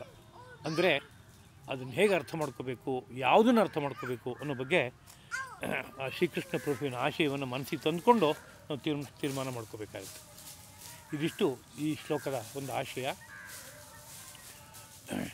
ಶ್ರೀಕೃಷ್ಣ ಪ್ರಭು ಈ ಹಿಂದಿನ ಅಧ್ಯಾಯದಲ್ಲಿ ಧ್ಯಾನದ ಬಗ್ಗೆ ಏನು ವಿಷಯವನ್ನು ನಿರೂಪಣೆ ಮಾಡಿದ್ದಾಯಿತೋ, ಆ ಧ್ಯಾನದಲ್ಲಿ ತುದಿ ತಲುಪಬೇಕಾದ್ರೆ ಒಂದು ಲಕ್ಷ್ಯದಲ್ಲಿ ಮನಸ್ಸನ್ನು ನಾಟಿರಬೇಕು, ಸಾಧನಾ ಮಾರ್ಗವನ್ನು ಭದ್ರವಾಗಿ ಅವಲಂಬಿಸಿರಬೇಕು ಅನ್ನೋದನ್ನು ಈ ಅಧ್ಯಾಯದ ಆರಂಭದಲ್ಲಿ ಜ್ಞಾಪಿಸಿ, ಆಗ ನೀನು ಸಮಗ್ರವಾದ ತತ್ವವನ್ನು ಅರ್ಥ ಮಾಡ್ಕೋತೀಯ, ನನ್ನ ಪರಿಪೂರ್ಣವಾದ ಸ್ವರೂಪವನ್ನು ನೀನು ಅರ್ಥ ಮಾಡ್ಕೋತೀಯ ಎಂಬುದಾಗಿ ಒಂದು ಪರಿಚಯವನ್ನು ಕೊಟ್ಟಿದ್ದಾಯಿತು.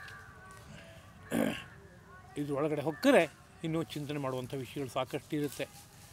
ಮದಾಶ್ರಯ ಅಂತ ಹೇಳಿದೆ ಮಾತು, ನನ್ನನ್ನೇ ಅವಲಂಬಿಸಿದವನಾಗಿ ಅಂತಂದರೆ ತಪೋ ಮಾರ್ಗ ಇದೆ, ಯಜ್ಞರೂಪವಾದಂಥ ಮಾರ್ಗ ಇದೆ, ಕರ್ಮಯೋಗ ಇದೆ, ಅದೇ ರೀತಿಯಲ್ಲಿ ಪ್ರಾಣಾಯಾಮಾದಿ ಯೋಗ ಮಾರ್ಗಗಳಿದೆ. ಇವುಗಳನ್ನೆಲ್ಲ ಅವಲಂಬಿಸಿ ನನ್ನನ್ನು ತಲುಪು ಅಂತ ಶ್ರೀಕೃಷ್ಣ ಪ್ರಭು ಹೇಳಿದ್ದಾನೆ. ಅದನ್ನ ಇವತ್ತು ಪ್ರಾಣಾಯಾಮ ಮಾಡ್ತೀನಿ, ನಾಳೆ ಧ್ಯಾನ ಮಾಡ್ತೀನಿ, ನಾಡಿದ್ದು ಜಪ ಮಾಡ್ತೀನಿ, ಆಚೆ ನಾಡಿದ್ದು ಲಯಯೋಗ ಅಭ್ಯಾಸ ಮಾಡ್ತೀನಿ, ಇನ್ನೊಂದು ದಿವಸ ಕುಂಡಲಿನಿ ಯೋಗ ಅಭ್ಯಾಸ ಮಾಡ್ತೀನಿ, ಇನ್ನೊಂದು ದಿವಸ ಜ್ಞಾನಯೋಗ, ಇನ್ನೊಂದು ದಿವಸ ಕರ್ಮಯೋಗ. ಮದಾಶ್ರಯ, ಶ್ರೀಕೃಷ್ಣ ಪ್ರಭುವನ್ನೇ ಆಶ್ರಯಿಸಿದವನು ತಾನೇ ಅವನು ಅಂತಂದರೆ ಹಾಗಿಲ್ಲ. ಅದರೊಳಗೆ ಯಾವುದೋ ಒಂದು ಮಾರ್ಗವನ್ನು ಅವಲಂಬಿಸಬೇಕಾಗತ್ತೆ, ಏಕತತ್ವಾಭ್ಯಾಸ ಬೇಕು. ಈ ಎಲ್ಲ ಅಂಶಗಳನ್ನು ಕೃಷ್ಣನ ಮಾತಿನ ಹಿಂದುಗಡೆಗೆ ಇತರ ಶಾಸ್ತ್ರಗಳು ಕೊಡ್ತಾ ಇರುವಂಥ ವಿವರವನ್ನು ಮನಸ್ಸಿಗೆ ಇಟ್ಕೊಂಡು ಅರ್ಥ ಮಾಡ್ಕೋಬೇಕಾಗತ್ತೆ. ಮುಂದಿನ ಒಂದು ಶ್ರೀಕೃಷ್ಣ ಪ್ರಭುವಿನ ಮಾತು, ಜ್ಞಾನಂತೇಹಂ ಸವಿಜ್ಞಾನಂ ಇದಂ ವಕ್ಷ್ಯಾಮಿ ಅಶೇಷತಃ ಯಜ್ಞಾತ್ವಾ ನೇಹ ಭೂಯೋನ್ಯತ್ ಜ್ಞಾತವ್ಯಂ ಅವಶಿಷ್ಯತೆ.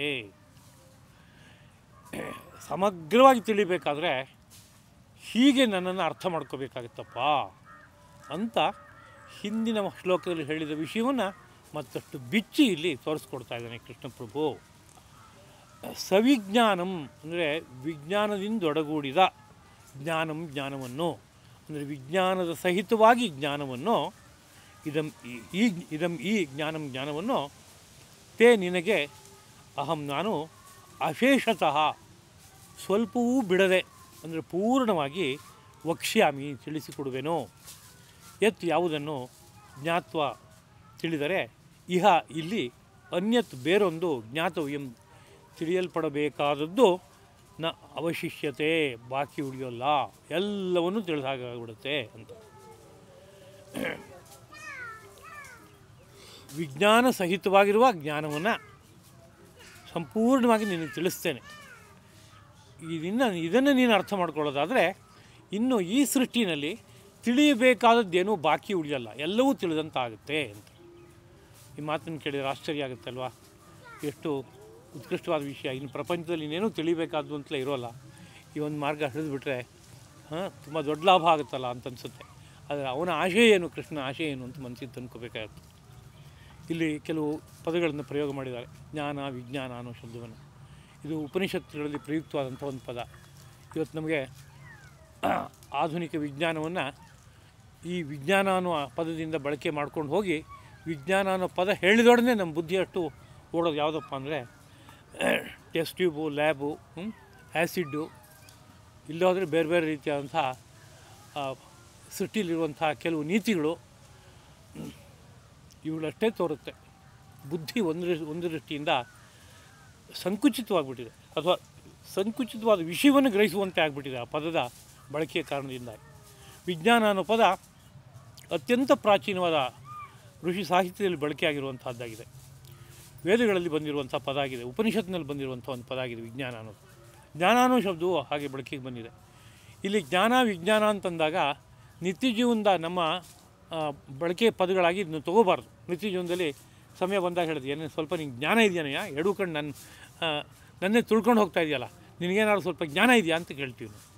ಅಲ್ಲಿ ಜ್ಞಾನ ಅನ್ನೋ ಶಬ್ದಕ್ಕೆ ನಾನೊಬ್ಬ ಮನುಷ್ಯ, ನೀನು ಹೆಜ್ಜೆ ಹಾಕಬೇಕಾದ್ರೆ ನೋಡ್ಕೊಂಡು ಹೆಜ್ಜೆ ಹಾಕಬೇಕಾಗಿತ್ತು ಅಂತ ಇಷ್ಟೇ ಅರ್ಥ, ಬೇರೆ ಇನ್ನೇನೂ ಇಲ್ಲ ಅದಕ್ಕೆ ಅಲ್ವಾ.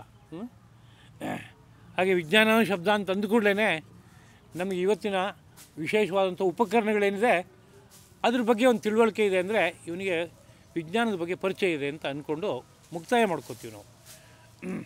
ಹೀಗಾಗಿದೆ. ಆದರೆ ಈ ಎರಡೂ ಪದಗಳು ಭಾರತ ಸಂಸ್ಕೃತಿಯಲ್ಲಿ, ವಿಶೇಷವಾಗಿ ಆರ್ಷ ಸಾಹಿತ್ಯದಲ್ಲಿ ವಿಶಿಷ್ಟವಾದ ಅರ್ಥದಲ್ಲಿ ಬಳಕೆಯಲ್ಲಿದೆ. ಅದನ್ನು ಪ್ರಧಾನವಾಗಿ ನಾವು ಇಲ್ಲಿ ಭಾವನೆ ಮಾಡಿಕೊಂಡು ಇದೇ ಹಿನ್ನೆಲೆಯಲ್ಲಿ ಮುಂದಿನ ಶ್ಲೋಕಗಳನ್ನು ಅರ್ಥ ಮಾಡ್ಕೋಬೇಕಾಗತ್ತೆ. ಉಪನಿಷತ್ತು ಸತ್ಯಂ ಜ್ಞಾನಂ ಅನಂತಂ ಬ್ರಹ್ಮ ಎಂಬುದಾಗಿ ಆ ಪರತತ್ವವನ್ನು ಜ್ಞಾಪಿಸುತ್ತೆ. ಪರತತ್ವವನ್ನು ಅದು ಸತ್ಯ ರೂಪವಾದದ್ದು, ಜ್ಞಾನ ರೂಪವಾದದ್ದು, ಅನಂತವಾದದ್ದು, ಅದು ಪರಬ್ರಹ್ಮ ಎಂಬುದಾಗಿ ಹೇಳಿರುವಂಥದ್ದುಂಟು. ಅಂದರೆ ಆ ಪರತತ್ವಕ್ಕೆ ಜ್ಞಾನ ಎಂಬ ಶಬ್ದವನ್ನು ಬಳಸಿದ್ದಾರೆ. ಅದೇ ರೀತಿಯಲ್ಲಿ ಭಗವದ್ಗೀತೆಯಲ್ಲೂ ಅಂಥ ಮಾತು ಬರುತ್ತೆ, ನಹಿ ಜ್ಞಾನೇನ ಸದೃಶಂ ಪವಿತ್ರಮಿಹ ವಿದ್ಯತೆ, ಜ್ಞಾನಕ್ಕಿಂತ ಶ್ರೇಷ್ಠವಾದದ್ದು, ಪವಿತ್ರವಾದದ್ದು ಇನ್ನೊಂದಿಲ್ಲ ಅಂತ. ಆದರೆ ಯಾವ ಜ್ಞಾನವನ್ನು ಕುರಿತು ಹೇಳ್ತಾ ಇದೆ ಅಂದರೆ ಆ ಪರಮಾತ್ಮ ವಿಷಯಕವಾದ ಜ್ಞಾನವನ್ನು ಕುರಿತು ಹೇಳ್ತಾ ಇದೆ. ಅದಕ್ಕೆ ಸರಿಸಮಾನವಾದಂಥ ಶ್ರೇಷ್ಠವಾದದ್ದು ಇನ್ನೊಂದಿಲ್ಲ. ಹಾಗೆ ಮಾತು ಉಪನಿಷತ್ತುಗಳಲ್ಲಿ ಬರುತ್ತೆ, ಜ್ಞಾನಾನ್ ಮುಕ್ತಿ, ಜ್ಞಾನದಿಂದ ಮೋಕ್ಷ ಸಿಗುತ್ತೆ ಅಂತ. ಅಂದರೆ ಯಾವ ಜ್ಞಾನದಿಂದ?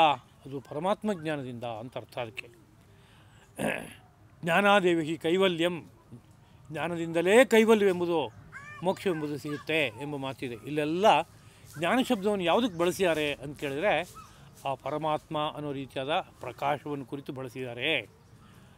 ಅದರ ಅನುಭವ ಏನಿದೆ ಅದನ್ನು ಜ್ಞಾನಾನುಭವ ಎಂಬ ಶಬ್ದದಲ್ಲಿ ಕರೀತಾರೆ. ಆ ಅನುಭವವನ್ನು ವರ್ಣಿಸೋಕೆ ಸಾಧ್ಯ ಇಲ್ಲ. ಅದು ಯಾಕೆ ಸಾಧ್ಯ ಇಲ್ಲ ಅಂತ ಕೇಳಿದರೆ, ವರ್ಣನೆ ಮಾಡಬೇಕಾದ್ರೆ ನಾನು ಇದನ್ನು ಅನುಭವಿಸ್ತಾ ಇದ್ದೇನೆ ಅಂತ ಒಂದು ತಿಳುವಳಿಕೆ ಬರಬೇಕು. ನಾನು ಅಂತ ಒಬ್ಬ ಪೃಥಕ್ಕಾಗಿದ್ದು, ಇದನ್ನು ಅಂತ ಇನ್ನೊಂದು ಎದುರುಗಡೆ ಕಾಣಿಸುವಂತೆ ಇದ್ದು ಅನುಭವಿಸ್ತಾ ಇದ್ದೇನೆ ಅಂತ ಒಂದು ಕ್ರಿಯೆಯೂ ನನಗೆ ಇದೆ ಅಂತಾದರೆ ಆಗ ಅದನ್ನು ವಿವರಿಸೋಕೆ ಸಾಧ್ಯ ಆಗುತ್ತೆ. ಹಾಗಲ್ಲದ ಒಂದು ಅನುಭವ ಇದು. ನಾನು ಅಂತಿಲ್ಲ, ಇದು ಅಂತಿಲ್ಲ, ಅನುಭವಿಸ್ತಾ ಇದ್ದೀನಿ, ನೀನು ವಿಭಾಗ ಮಾಡೋಕ್ಕೂ ಬರೋಲ್ಲ, ಹಾಗೊಂದು ಅನುಭವ ಆಗ್ತಾಯಿದೆ ಅಂದರೆ ಇದನ್ನ ವರ್ಣಿಸೋದು ಎಲ್ಲಿಂದ ಸಾಧ್ಯ? ವರ್ಣನೆ ಮಾಡೋಕ್ಕೆ ಸಾಧ್ಯ ಇಲ್ಲ. ಅಂಥದ್ದು ಒಂದು ವಿಶಿಷ್ಟ ಅನುಭವ ಇದೆ. ಅದು ಆ ಅನುಭವಕ್ಕೆ ಹೋಗೋಕ್ಕಿಂತ ಹಿಂದಿನ ಹೆಜ್ಜೆಯಲ್ಲಿ ಓಹೋ ಭಾಳ ದೊಡ್ಡ ಪ್ರಕಾಶವನ್ನು ನಾನು ಕಂಡೆ ಅಂತ ಒಂದು ಭಾಗ ಇದೆ. ಅದನ್ನು ನೆನಪಿಸ್ಕೊಂಡು ನಾವು ಮಾತಾಡ್ಬೋದು. ಆ ಪ್ರಕಾಶದಲ್ಲಿ ಒಂದುಗೂಡಿದ ನಂತರದಲ್ಲಿ ನಾನು ಬೇರೆ ಅಲ್ಲ ಅದು ಬೇರೆ ಅಲ್ಲ ಅನ್ನೋ ಸ್ಥಿತಿ ಉಂಟಾದಾಗ ಅದನ್ನ ವರ್ಣನೆ ಮಾಡೋದಾದರೂ ಎಲ್ಲಿಂದ? ಅದರಿಂದ ಹತ್ತಿರ ಹೋಗ್ತಾ ಇದ್ದೀನಿ ಅಂದಾಗ ಅದು ನಾನು ಎರಡಿತ್ತು, ಆಗ ನೋಡಿದೆ ಅದೊಂದು ದೊಡ್ಡ ಬೆಳಕು ಅಂತ. ಆ ಬಗ್ಗೆ ಮಾತಾಡ್ಬೋದು ಅಷ್ಟೇ. ಹಾಗಿರುವಂಥ ವಿಶಿಷ್ಟವಾದಂಥ ಒಂದು ಅನುಭವ ಏನಿದೆ, ಒಳಬೆಳಕನ್ನು ಕಂಡು ಆನಂದಿಸುವಂಥದ್ದೇನಿದೆ, ಆ ಅನುಭವವನ್ನು ಜ್ಞಾನ ಅಂತ ಕರೀತಾರೆ. ಆ ಅನುಭವಕ್ಕೆ ಸಂಬಂಧಪಟ್ಟಂಥ ವಿಷಯವನ್ನು ಜ್ಞಾನ, ತಿಳುವಳಿಕೆಯನ್ನು ಜ್ಞಾನ ಅಂತ ಕರೀತಾರೆ. ಆ ಬಗ್ಗೆ ಮತ್ತೆ ನೋಡೋಣ. ಇದನ್ನೇ ಸ್ಪಷ್ಟಪಡಿಸ್ತಾ ಕೋಶ ಗ್ರಂಥಗಳು ಪರಿಚಯವನ್ನು ಮಾಡಿಕೊಡ್ತಾ ಇವೆ. ಉದಾಹರಣೆಗೆ ಅಮರಕೋಶ, ಮೋಕ್ಷೇ ಧೀಹಿ ಜ್ಞಾನಂ ಅನ್ಯತ್ರ ವಿಜ್ಞಾನಂ ಶಿಲ್ಪಶಾಸ್ತ್ರಯೋ ಅಂತ. ಮೋಕ್ಷೇ ಧೀಹಿ ಜ್ಞಾನಂ, ಮೋಕ್ಷ ಸಿಕ್ಕಬೇಕಾದ್ರೆ ಯಾವ ಧೀ ಎಂಬುದು ಇರುತ್ತೋ, ಧೀ ಅಂದರೆ ಬುದ್ಧಿಯೆಲ್ಲವೂ ಬ್ರಹ್ಮಮಯವಾಗಿ ಏನಾಗಿರುತ್ತೋ ಅದಕ್ಕೆ ಜ್ಞಾನ ಅಂತ ಕರಿಬೇಕು ಅಂತ. ಮೋಕ್ಷೇ ಧೀಹಿ ಜ್ಞಾನಂ, ಜ್ಞಾನಂ ಅಂದರೆ ಏನಪ್ಪ ಅಂದರೆ ಮೋಕ್ಷೇ ಧೀಹಿ, ಮೋಕ್ಷಾವಸ್ಥೆಯಲ್ಲಿ ಏನು ಧೀಹಿ ಇರುತ್ತೋ ಅದೇ ಅಂತ. ಏನು ಬುದ್ಧಿ ಇರುತ್ತೆ ಅಂತ ಕೇಳಿದ್ರೆ ಬುದ್ಧಿಯೆಲ್ಲವೂ ಬ್ರಹ್ಮಮಯವಾಗಿರುತ್ತೆ. ಬುದ್ಧಿ ಅಂತ ಇನ್ನೊಂದು ಪೃಥಕ್ಕಾಗಿರಲ್ಲ.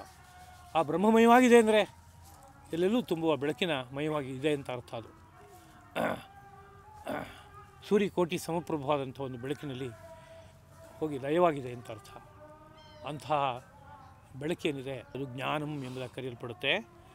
ಅನ್ಯತ್ರ ವಿಜ್ಞಾನಂ ಶಿಲ್ಪಶಾಸ್ತ್ರಯೋ. ಇನ್ನು ವಿಜ್ಞಾನ ಅನ್ನೋ ಶಬ್ದ ಅನ್ಯತ್ರ ಅಂದರೆ ಇನ್ನೊಂದು ಕಡೆಯಲ್ಲಿ ಬಳಕೆ ಮಾಡಲ್ಪಡುತ್ತೆ. ಶಿಲ್ಪಶಾಸ್ತ್ರಯೋ, ಶಿಲ್ಪ ಮತ್ತು ಶಾಸ್ತ್ರ ಇವೆರಡು ವಿಷಯಗಳಲ್ಲಿ ವಿಜ್ಞಾನ ಅನ್ನೋ ಶಬ್ದವನ್ನು ಬಳಕೆ ಮಾಡೋದಾಗುತ್ತೆ ಅಂತ. ಶಿಲ್ಪ ಅಂದರೆ ಏನು ಅಂತ ಕೇಳಿದರೆ ನಮ್ಮ ಪಂಚಕರ್ಮೇಂದ್ರಿಯಗಳನ್ನು ಬಳಸಿ ಸಿದ್ಧಪಡಿಸುವಂತಹ ವಿಷಯಗಳು ಕೆಲವು. ಉದಾಹರಣೆಗೆ ಚಿತ್ರ ಅಂತಿದೆ. ಚಿತ್ರ ಯಾವುದೋ ಒಂದು ನಾನು ಕಂಡ ಸತ್ಯವನ್ನು ಒಂದು ರೇಖೆಯ ಮೂಲಕವಾಗಿ ಅಥವಾ ಒಂದು ಬಣ್ಣದ ಮೂಲಕವಾಗಿ ಒಂದು ಭಿತ್ತಿಯ ಮೇಲೆ, ಒಂದು ಪರದೆ ಮೇಲೆ ರೂಪಿಸ್ತೇನೆ ಅಂತಾದಾಗ ಅದೊಂದು ಚಿತ್ರ ಅಂತಾಗುತ್ತೆ. ಅದೇ ರೀತಿಯಲ್ಲಿ ಯಾವುದೋ ಒಂದು ಕಲ್ಲಿದೆ, ಅದರಲ್ಲಿ ನಾನೊಂದು ಮೂರ್ತಿಯನ್ನು ರಚನೆ ಮಾಡ್ತೀನಿ. ಮಣ್ಣಿದೆ, ಅದರ ಮೂಲಕ ಒಂದು ಗಣಪತಿಯನ್ನು ರಚನೆ ಮಾಡ್ತೀನಿ. ಹೀಗೆಲ್ಲ ಇದೆ. ಇದೆಲ್ಲ ಒಂದು ಶಿಲ್ಪ ಎಂಬುದಾಗಿ ಕರೆಯಲ್ಪಡುತ್ತೆ. ಇದೇ ರೀತಿಯಲ್ಲಿ ಯಾವ್ಯಾವುದು ನಮ್ಮ ಪಂಚಕರ್ಮೇಂದ್ರಿಯಗಳ ಚೇಷ್ಟೆಯಿಂದ ಅಂದರೆ ನಡವಳಿಕೆಯಿಂದ, ಅದರ ಬೇರೆ ಬೇರೆ ರೀತಿಯಾದ ವ್ಯವಹಾರಗಳಿಂದ ಒಂದೊಂದು ವಿಶಿಷ್ಟವಾದ ವಿದ್ಯಾರೂಪವಾದಂತಹ ಅಂಶವನ್ನು ಲೋಕಕ್ಕೆ ತರೋಕ್ಕಾಗುತ್ತೋ ಅದನ್ನೆಲ್ಲ ಶಿಲ್ಪ ಎಂಬುದಾಗಿ ಕರೀತಾ ಇದ್ದಾರೆ. ಇನ್ನೊಂದು ಶಾಸ್ತ್ರ ಅಂತಿದೆ. ಶಾಸ್ತ್ರ ಅಂದರೆ ಯಾವುದು ಅಂತ ಕೇಳಿದ್ರೆ, ಯಾವುದು ಶಾಸನ ರೂಪವಾಗಿದೆಯೋ ಅದು ಶಾಸ್ತ್ರ. ಶಾಸನಾತ್ ಶಾಸ್ತ್ರಮಿತ್ಯಾಹು ಅಂದರೆ ಹೀಗಿದೆ, ನೀನು ಹೀಗೆ ಮಾಡು, ಹೀಗೆ ಮಾಡಬೇಡ ಅಂತ ಘೋಷಣೆ ಮಾಡ್ತಾ ಇರುವಂತಹ, ಸತ್ಯದರ್ಶನ ಮಾಡಿರುವಂತಹ ಮಹರ್ಷಿಗಳ ವಾಕ್ಯ ಇದೆ. ಸತ್ಯವನ್ನೇ ತಾನಾಗಿ ಪ್ರಕಾಶಗೊಳಿಸ್ತಾ ಇರುವಂತಹ ವೇದೋಪನಿಷತ್ತುಗಳ ವಾಕ್ಯ ಇದೆ. ಅವುಗಳೆಲ್ಲ ಶಾಸ್ತ್ರ ಎಂಬುದಾಗಿ ಕರೆಯಲ್ಪಡುತ್ತೆ. ಶಾಸ್ತ್ರ ಅನ್ನೋ ಶಬ್ದಕ್ಕೆ ಸಾಕ್ಷಾತ್ ಅರ್ಥ ಏನಪ್ಪ ಅಂತ ಕೇಳಿದರೆ, ನಹಿ ವೇದಾತ್ ಪರಂ ಶಾಸ್ತ್ರಂ, ವೇದಕ್ಕಿಂತ ದೊಡ್ಡ ಇನ್ನೊಂದು ಶಾಸ್ತ್ರ ಇಲ್ಲ. ಅಂದರೆ ತಾತ್ಪರ್ಯ ವೇದವೇ ಮೌಲಿಕವಾದ ಶಾಸ್ತ್ರ.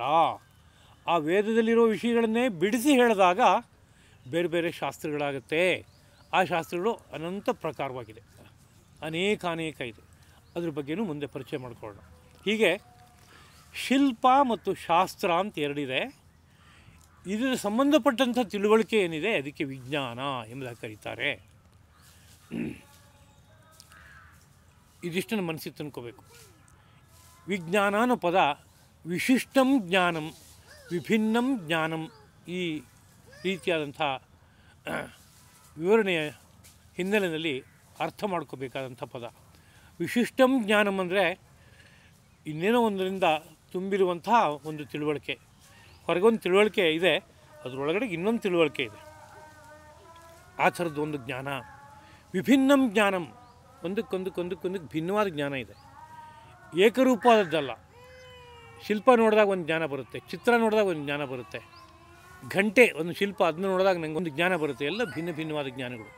ಹೀಗಿರೋದ್ರಿಂದ ವಿಭಿನ್ನಂ ಜ್ಞಾನಂ ಅಂತೂ ಕೂಡ ಅರ್ಥ ಮಾಡುವಂಥದ್ದು ಉಂಟು. ಒಟ್ಟು ತಾತ್ಪರ್ಯ ಜ್ಞಾನ ಅಂದ್ರೇನು, ವಿಜ್ಞಾನ ಅಂದರೆ ಏನು ಅಂತ ಕೇಳಿದರೆ ಅಮರಕೋಶ ಹೇಳುವಂತೆ ಪರಮಾತ್ಮ ಅನುಭವ ಏನಿದೆ ಅದಕ್ಕೆ ಜ್ಞಾನ ಅಂತ ಹೆಸರು. ಅದಲ್ಲದೆ ಶಿಲ್ಪ ಮತ್ತು ಶಾಸ್ತ್ರಗಳಿಗೆ ಸಂಬಂಧಪಟ್ಟಂಥ ತಿಳುವಳಿಕೆ ಏನಿದೆ ಇದು ವಿಜ್ಞಾನ ಎಂಬುದಾಗಿ ಹೇಳಿದಂತೆ ಆಗುತ್ತೆ. ಅದನ್ನೇ ಕೂರ್ಮ ಪುರಾಣ ಇನ್ನೊಂದು ಸ್ವಲ್ಪ ಸ್ಪಷ್ಟಪಡಿಸಿ ಒಂದು ಮಾತಿನಲ್ಲಿ ನಿರೂಪಣೆ ಮಾಡಿರುವಂಥದ್ದಿದೆ, ಅದನ್ನು ಗಮನಿಸ್ಕೊಳ್ಳೋಣ. ಚತುರ್ದಶಾನಾಂ ವಿದ್ಯಾನಾಂ ಧಾರಣಂ ಹಿ ಯಥಾರ್ಥತಃ ವಿಜ್ಞಾನಂ ಇತರತ್ ವಿದ್ಯಾತಿ ಏನ ಧರ್ಮ ವಿವರ್ಧತೆ. 14 ವಿದ್ಯೆಗಳು ಏನಿದೆ ಪ್ರಸಿದ್ಧವಾದದ್ದು ಚತುರ್ದಶ ವಿದ್ಯೆಗಳು ಎಂಬುದಾಗಿ, ಅದನ್ನು ಯಥಾರ್ಥತಃ ಧಾರಣಂ, ಅದು ಹೇಗಿದೆಯೋ ಹಾಗೆ ನನ್ನ ಬುದ್ಧಿಗೆ ತಂದುಕೊಂಡ್ರೆ, ಬುದ್ಧಿಯಲ್ಲಿ ಧರಿಸಿದರೆ ಅದು ವಿಜ್ಞಾನಂ ಎಂಬುದಾಗಿ ಅದು ಕರೆಯಲ್ಪಡುತ್ತದೆ. ಏನು ಧರ್ಮ ವಿವರ್ಧತೆ, ಅದರಿಂದ ಧರ್ಮ ವೃದ್ಧಿಯಾಗುತ್ತದೆ ಅಂತ. ಇಲ್ಲಿ 14 ವಿದ್ಯೆಗಳು ಅನ್ನೋ ರೀತಿಯಾದಂಥ ಮಾತು ಬಂತು. ಯಾವುದು 14 ವಿದ್ಯೆಗಳು ಅಂತ ಕೇಳಿದರೆ, ಅಂಗಾನಿ ವೇದಾಶ್ಚತ್ವಾರ ಮೀಮಾಂಸಾ ನ್ಯಾಯವಿಸ್ತರ ಧರ್ಮಶಾಸ್ತ್ರಂ ಪುರಾಣಂಚ ವಿದ್ಯಾಹ್ಯೇತಾ ಚತುರ್ದಶ ಎಂಬುದಾಗಿ 14 ವಿದ್ಯೆಗಳನ್ನು ನೆನಪಿಸಿರುವಂಥದ್ದುಂಟು. ಮೊದಲನೇದಾಗಿ ವೇದಾಹ ಚತ್ವಾರ, 4 ವೇದಗಳು, ಋಗ್ಯಜುಸ್ಸಾಮ ಅಥರ್ವ ವೇದಗಳು. ಅದಕ್ಕೆ 6 ಅಂಗಗಳಿದೆ, ಶಿಕ್ಷಾ ವ್ಯಾಕರಣ ಛಂದಸ್ಸು ಜ್ಯೋತಿಷ ನಿರುಕ್ತ ಕಲ್ಪ ಎಂಬುದಾಗಿ. ಅಲ್ಲಿಗೆ 4 ವೇದಗಳು 6 ಅಂಗಗಳು ಸೇರಿದರೆ 10 ಆಯಿತು. ಮೀಮಾಂಸಾ ಅಂತ ಇನ್ನೊಂದು ಶಾಸ್ತ್ರ, ನ್ಯಾಯವಿಸ್ತರ ಅಂತ ನ್ಯಾಯಶಾಸ್ತ್ರ ಅಥವಾ ತರ್ಕಶಾಸ್ತ್ರ, ಧರ್ಮಶಾಸ್ತ್ರ ಅಂತ ಇನ್ನೊಂದು, ಪುರಾಣಂಚ ಅಂತ ಇನ್ನೊಂದು. ಇದು 4 ಅಂತ ಇಟ್ಕೊಳ್ಳೋಣ. ಮೀಮಾಂಸಾ, ನ್ಯಾಯಶಾಸ್ತ್ರ, ಧರ್ಮಶಾಸ್ತ್ರ, ಪುರಾಣ, ಈ 4 10ಕ್ಕೆ 4 ಸೇರಿಸಿದರೆ 14 ವಿದ್ಯೆಗಳಾಯಿತು. ಇವುಗಳಿಗೆ ಪ್ರಧಾನವಾಗಿ ವಿದ್ಯೆಗಳು ಅಂತ ಕರೆದು ಇದೇ ವಿಜ್ಞಾನಪ್ಪ ಎಂಬುದಾಗಿ ಆ ಶ್ಲೋಕ ಹೇಳ್ತಾ ಇದೆ.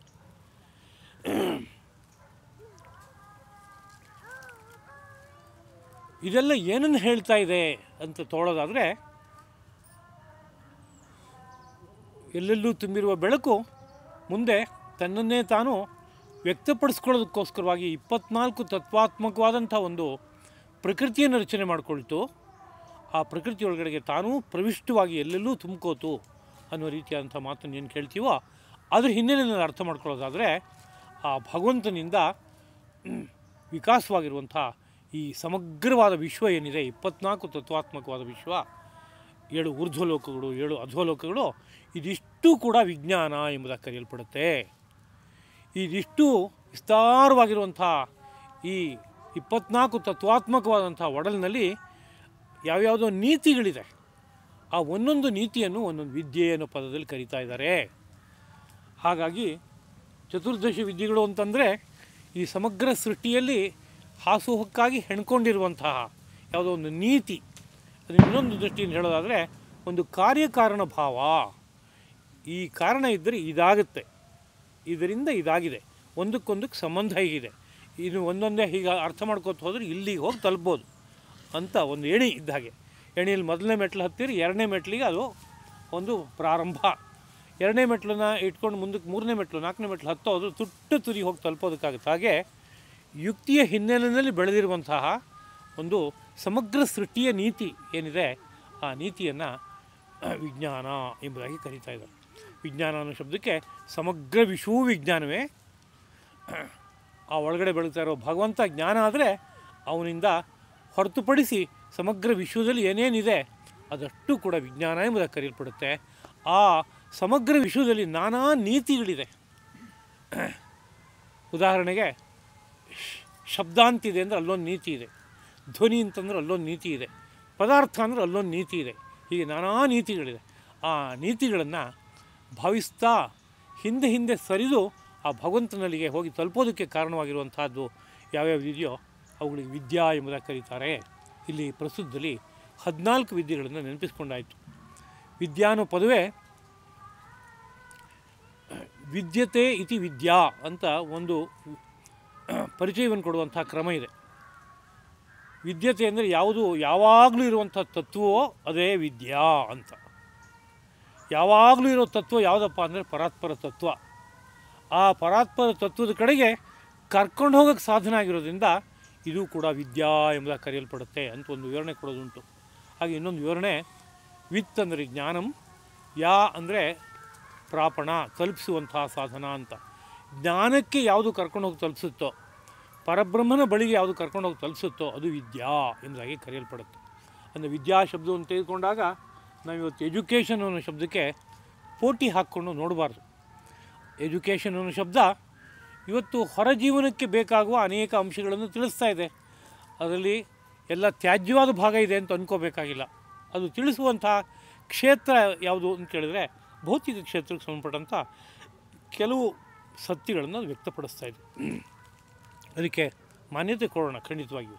ಆದರೆ ಋಷಿ ಮಹರ್ಷಿಗಳು ವಿದ್ಯಾನು ಶಬ್ದವನ್ನು ಎಲ್ಲಿ ಬಳಸ್ತಾ ಇದ್ದಾರೆ ಅಂದರೆ, ಯಾವುದನ್ನು ಕಲಿತಾ ಹೋದರೆ ಅದು ಕ್ರಮಕ್ರಮವಾಗಿ ಬ್ರಹ್ಮ ಸಾಕ್ಷಾತ್ಕಾರಕ್ಕೆ ತೊಗೊಂಡೋಗಿ ನಿಲ್ಲಿಸ್ಬಿಡುತ್ತೋ ಅದು ಮಾತ್ರ ವಿದ್ಯೆ ಎಂಬುದಾಗಿ ಹೇಳ್ತಾರೆ. ಆ ವಿದ್ಯೆಗಳು ಯಾವುದು ಅಂತ ಕೇಳಿದರೆ ಮಹರ್ಷಿಗಳು ಕೊಟ್ಟಂಥ ವಿದ್ಯೆಗಳು ಮಾತ್ರ. ಯಾಕೆಂದರೆ ಅದರಲ್ಲಿ ಒಂದು ಅವರು ಸೃಷ್ಟಿ ಒಳಗಡೆ ಇರುವಂಥ ನೀತಿಯನ್ನು ಅರ್ಥ ಮಾಡಿಕೊಂಡು ಆ ನೀತಿಯನ್ನು ಬಿಡಿಸಿ ಹೇಳ್ಕೋತಾ ಕ್ರಮಕ್ರಮವಾಗಿ ಆ ಪರಾತ್ಪರ ತತ್ವದ ಕಡೆಗೆ ತೊಗೊಂಡೋಗಿ ನಿಲ್ಲಿಸೋದಕ್ಕೆ ಅವರು ನಮಗೆ ಸಹಕಾರ ಕೊಡ್ತಾರೆ. ಹಾಗಿರೋದ್ರಿಂದ ಆ ವಿದ್ಯೆಗಳನ್ನು ಮಾತ್ರ ವಿದ್ಯಾ ಅಂತ ಕರಿಬೇಕಾಗತ್ತೆ. ಲೌಕಿಕವಾಗಿ ನಾವು ಕಲಿತಾ ಇರುವಂತಹ ಇವತ್ತು ಶಾಲಾ ಕಾಲೇಜುಗಳಲ್ಲಿ ಕಲಿತಾ ಇರೋದಕ್ಕೂ ವಿದ್ಯಾ ಅಂತ ಕರಿತಾ ಇದ್ದೀವಲ್ಲ ಅಂತ ಕೇಳಿದರೆ, ಈ ವಿದ್ಯಾನೋ ಶಬ್ದವನ್ನು ಎಲ್ಲೆಲ್ಲೋ ಬಳಕೆ ಮಾಡ್ಕೋತಾ ಇದ್ದೀವಿ ಅಂತ ಅರ್ಥ. ಇದಕ್ಕೆ ಬೇರೆ ಇನ್ನೊಂದು ಪದ ಇಟ್ಕೊಂಡ್ರೆ ಚೆನ್ನಾಗಿರ್ತಿತ್ತು, ಇಟ್ಕೊಳ್ಳಿಲ್ಲ ಯಾವುದೋ ಕಾಲದಲ್ಲಿ. ಎಜುಕೇಷನ್ ಅಂತ ಹೇಳ್ಬಿಟ್ಟು ವಿದ್ಯಾ ಅಂತ ಒಂದಕ್ಕೊಂದಕ್ಕೆ ಹೋಲಿಕೆ ಮಾಡಿಕೊಂಡು ನಮ್ಮ ದೇಶದ ಮೌಲಿಕವಾದ ಚಿಂತನೆ ಪೂರ್ತಿ ಅಸ್ತವ್ಯಸ್ತವಾಗುವಂಥ ಪರಿಸ್ಥಿತಿಗೆ ನಾವು ದಾರಿ ಮಾಡ್ಕೊಂಡ್ಬಿಟ್ಟಿದ್ದೀವಿ. ಹೊಟ್ಟೆಪಾಡಿಗೆ ಬೇಕಾಗಿರುವಂಥ ವಿಚಾರಗಳು ಅಥವಾ ಹೊರ ಸೌಖ್ಯವನ್ನು ಅನುಭವಿಸೋದಕ್ಕೆ ಬೇಕಾಗಿರೋ ವಿಷಯಗಳನ್ನು ಕುರಿತು ಚಿಂತನೆ ಮಾಡೋದಕ್ಕೆ ನಾನಾ ಮಾರ್ಗಗಳು ಬೆಳೆದು ಬಂದಿದೆ. ಆ ನಾನಾ ಮಾರ್ಗಗಳನ್ನು ಇವತ್ತು ಆ ವಿದ್ಯಾನ ಪದದಿಂದ ಬಳಸ್ತಾ ಇದ್ದೀವಿ. ಆದರೆ ಈ ಸಂದರ್ಭದಲ್ಲಿ ಆ ಪದವನ್ನು ಬಿಟ್ಟು ನಾವು ಆಲೋಚನೆ ಮಾಡೋದಾದರೆ, ಲೌಕಿಕವಾದ ವಿದ್ಯೆಗಳೆಲ್ಲವೂ ಹೊರ ಜೀವನದ ಭೋಗ ಜೀವನಕ್ಕೆ ಸಹಕಾರಿಯಾಗಿರುವಂಥ ಯಾವುದೋ ಒಂದು ಮಟ್ಟದ ತಿಳುವಳಿಕೆಯನ್ನು ಕೊಡುತ್ತವೆ ಅಂತ ಇಟ್ಕೊಂಡು, ಮಹರ್ಷಿಗಳು ಕೊಟ್ಟ ವಿದ್ಯೆ ಅವುಗಳೆಲ್ಲವೂ ಕೂಡ ಅವಲಂಬಿಸಿದವನನ್ನು ಕ್ರಮಕ್ರಮವಾಗಿ ವಿದ್ಯಾ ಮೂಲಕ್ಕೆ ಪರಮಾತ್ಮನ ಬಳಿಗೆ ಕರ್ಕೊಂಡೋಗಿ ತಲುಪಿಸುತ್ತೆ ಅಂತ ಅರ್ಥ. ಆದರೆ ಹಾಗಂದು ಮಾತ್ರಕ್ಕೆ ಇವತ್ತು ಈ 14 ವಿದ್ಯೆಗಳಲ್ಲಿ ಯಾವುದೋ ವಿದ್ಯೆಗಳನ್ನು ನಾನು ಓದ್ತಾ ಇದ್ದೀನಿ ಸ್ವಾಮಿ, 25 ವರ್ಷ ಆಯಿತು ಓದ್ತಾ, 50 ವರ್ಷ ಆಯಿತು, ಅದನ್ನೇ ಪಾಠನೂ ಹೇಳ್ತಾ ಇದ್ದೀನಿ, ನನಗೆ ಬ್ರಹ್ಮ ಸಾಕ್ಷಾತ್ಕಾರವೇ ಆಗಲಿಲ್ವಲ್ಲ ಅಂತ ಯಾರು ಕೇಳಿದರೆ, ಆ ವಿದ್ಯೆಗಳು ಹೇಗಿರಬೇಕು ಹಾಗಿದ್ದರೆ ಅಂತ ಅರ್ಥ. ಒಂದು ದೋಣಿ ಹತ್ತಿದರೆ ನೀನು ಸಮುದ್ರ ದಾಟ್ಬೋದಪ್ಪ ಅಂತ ಹೇಳಿದರೆ, ನಾನು ದೋಣಿ ಹತ್ಕೊಂಡಿದ್ದೀನಿ ಸ್ವಾಮಿ, ಸಮುದ್ರ ದಾಟಲಿಲ್ಲ, ಮಧ್ಯದಲ್ಲಿ ಮುಳುಗೋಗ್ಬಿಟ್ಟೆ ಅಂತಂದರೆ ದೋಣಿ ಸರಿ ಇರಬೇಕು. ದೋಣಿ ಸರಿ ಇಲ್ಲ ಅಂತಂದರೆ ಅದನ್ನು ದೋಣಿಯಿಂದ ಕರೆಯೋಕ್ಕೆ ಬರಲ್ಲ. ಅದರಲ್ಲಿ ಎಲ್ಲ ಕಡೆಯಲ್ಲೂ ರಂಧ್ರಗಳಾಗ್ಬಿಟ್ಟಿದೆ, ಕಳಚಿ ಬಿದ್ದು ಹೋಗೋ ಥರ ಇದೆ. ಸ್ವಲ್ಪ ಗಾಳಿ ಬಂದು ಎಲ್ಲೋ ಒಂದು ಕಡೆಗೆ ಅಪ್ಪ ಹೊಳಿಸಿದ್ರೆ ಚೂರಾಗಿ ಹೊರಟೋಗುತ್ತೆ ಅನ್ನೋ ಪರಿಸ್ಥಿತಿ ಇದ್ದರೆ ಅಂಥ ದೋಣಿಯನ್ನು ಹತ್ಕೊಂಡು ದೋಣಿಯನ್ನು ಹೊತ್ತಿದರೆ ಸಮುದ್ರವನ್ನು ದಾಟ್ಬೋದು ಅಥವಾ ನದಿಯನ್ನು ದಾಟ್ಬೋದು ಅಂತ ಹೇಳಿದ್ರಿ, ಎಲ್ಲ ಆಗಲಿಲ್ವಲ್ಲ ಏನೂ ಅಂತ ಕೇಳಿದರೆ ಅಲ್ಲಿಗೆ ಇದು ಅನ್ವಯ ಆಗಲ್ಲ.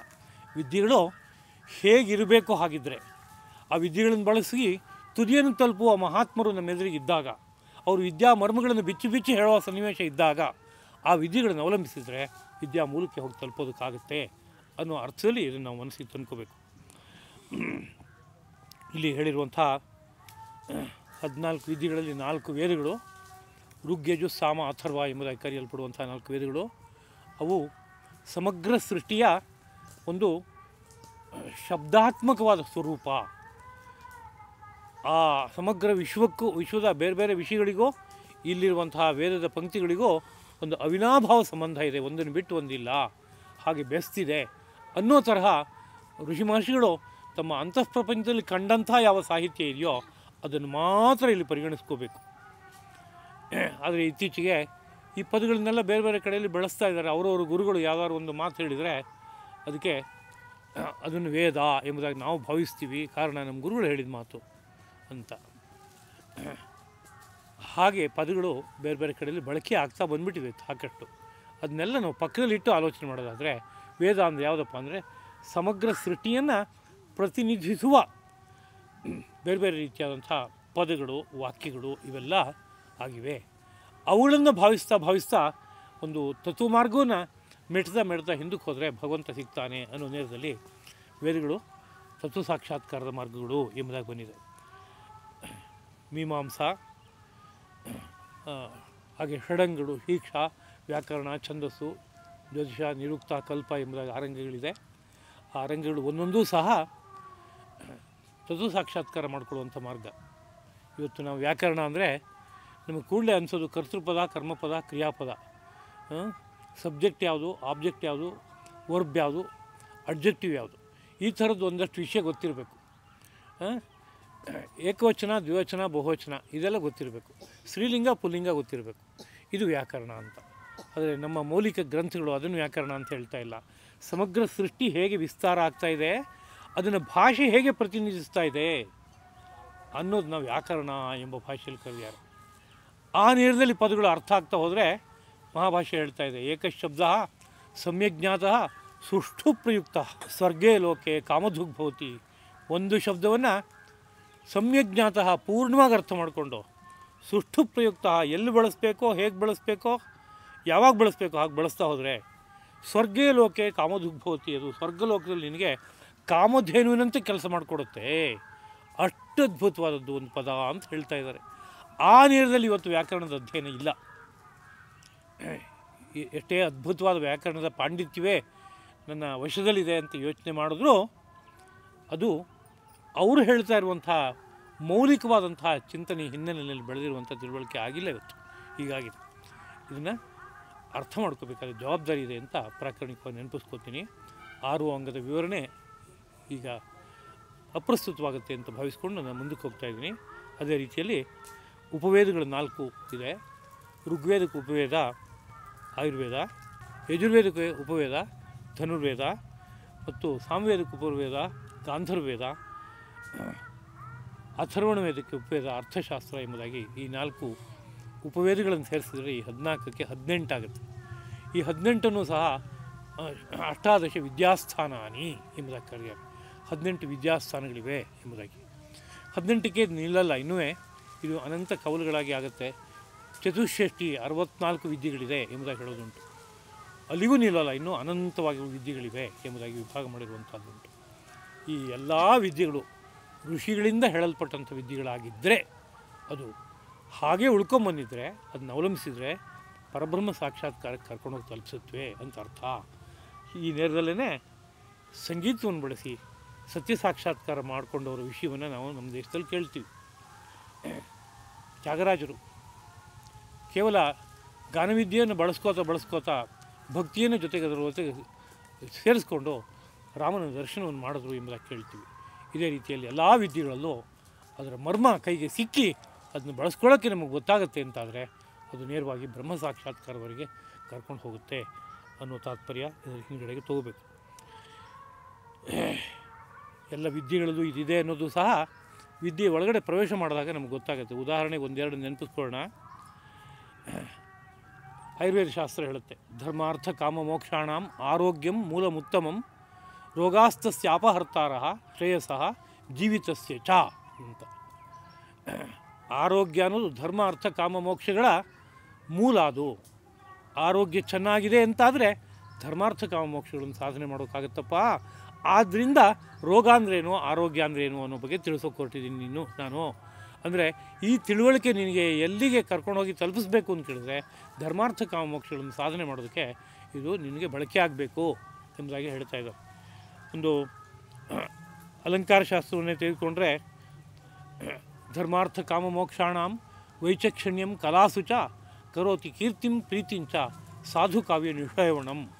ಒಂದು ಸಾಧು ಕಾವ್ಯವನ್ನು ಸೇವಿಸ್ತಾ ಹೋದರೆ ಏನೇನು ಲಾಭ ಆಗುತ್ತೆ ಅಂತ ಹೇಳುವಾಗ, ಧರ್ಮ ಅರ್ಥ ಕಾಮ ಮೋಕ್ಷ ಇವುಗಳಲ್ಲಿ ಒಂದು ವಿಚಕ್ಷಣತೆ ಅಂತ ತಂದುಕೊಡುತ್ತೆ, ಅಂದರೆ ದಕ್ಷತೆ ಅಂತ ತಂದುಕೊಡುತ್ತೆ. ಈ 4ನ್ನೂ ಸಾಧನೆ ಮಾಡೋದಕ್ಕೆ ಬೇಕಾಗುವಂತಹ ಒಂದು ಪರಿಣತಿಯನ್ನು ಒದಗಿಸ್ಕೊಡುತ್ತೆ. ಕರೋತಿ ಕೀರ್ತಿಂ ಪ್ರೀತಿಂಚ, ನಿನಗೆ ಒಳ್ಳೆಯ ಕೀರ್ತಿ ಬರುವಂತೆ ನಿನ್ನ ಬದುಕು ಸುಂದರವಾಗುತ್ತೆ. ಪ್ರೀತಿಂಚ, ನಿನಗೇನೋ ಒಂದು ತುಂಬ ಅದ್ಭುತವಾದ ಆನಂದಾನುಭವವನ್ನು ತಂದುಕೊಡುತ್ತೆ.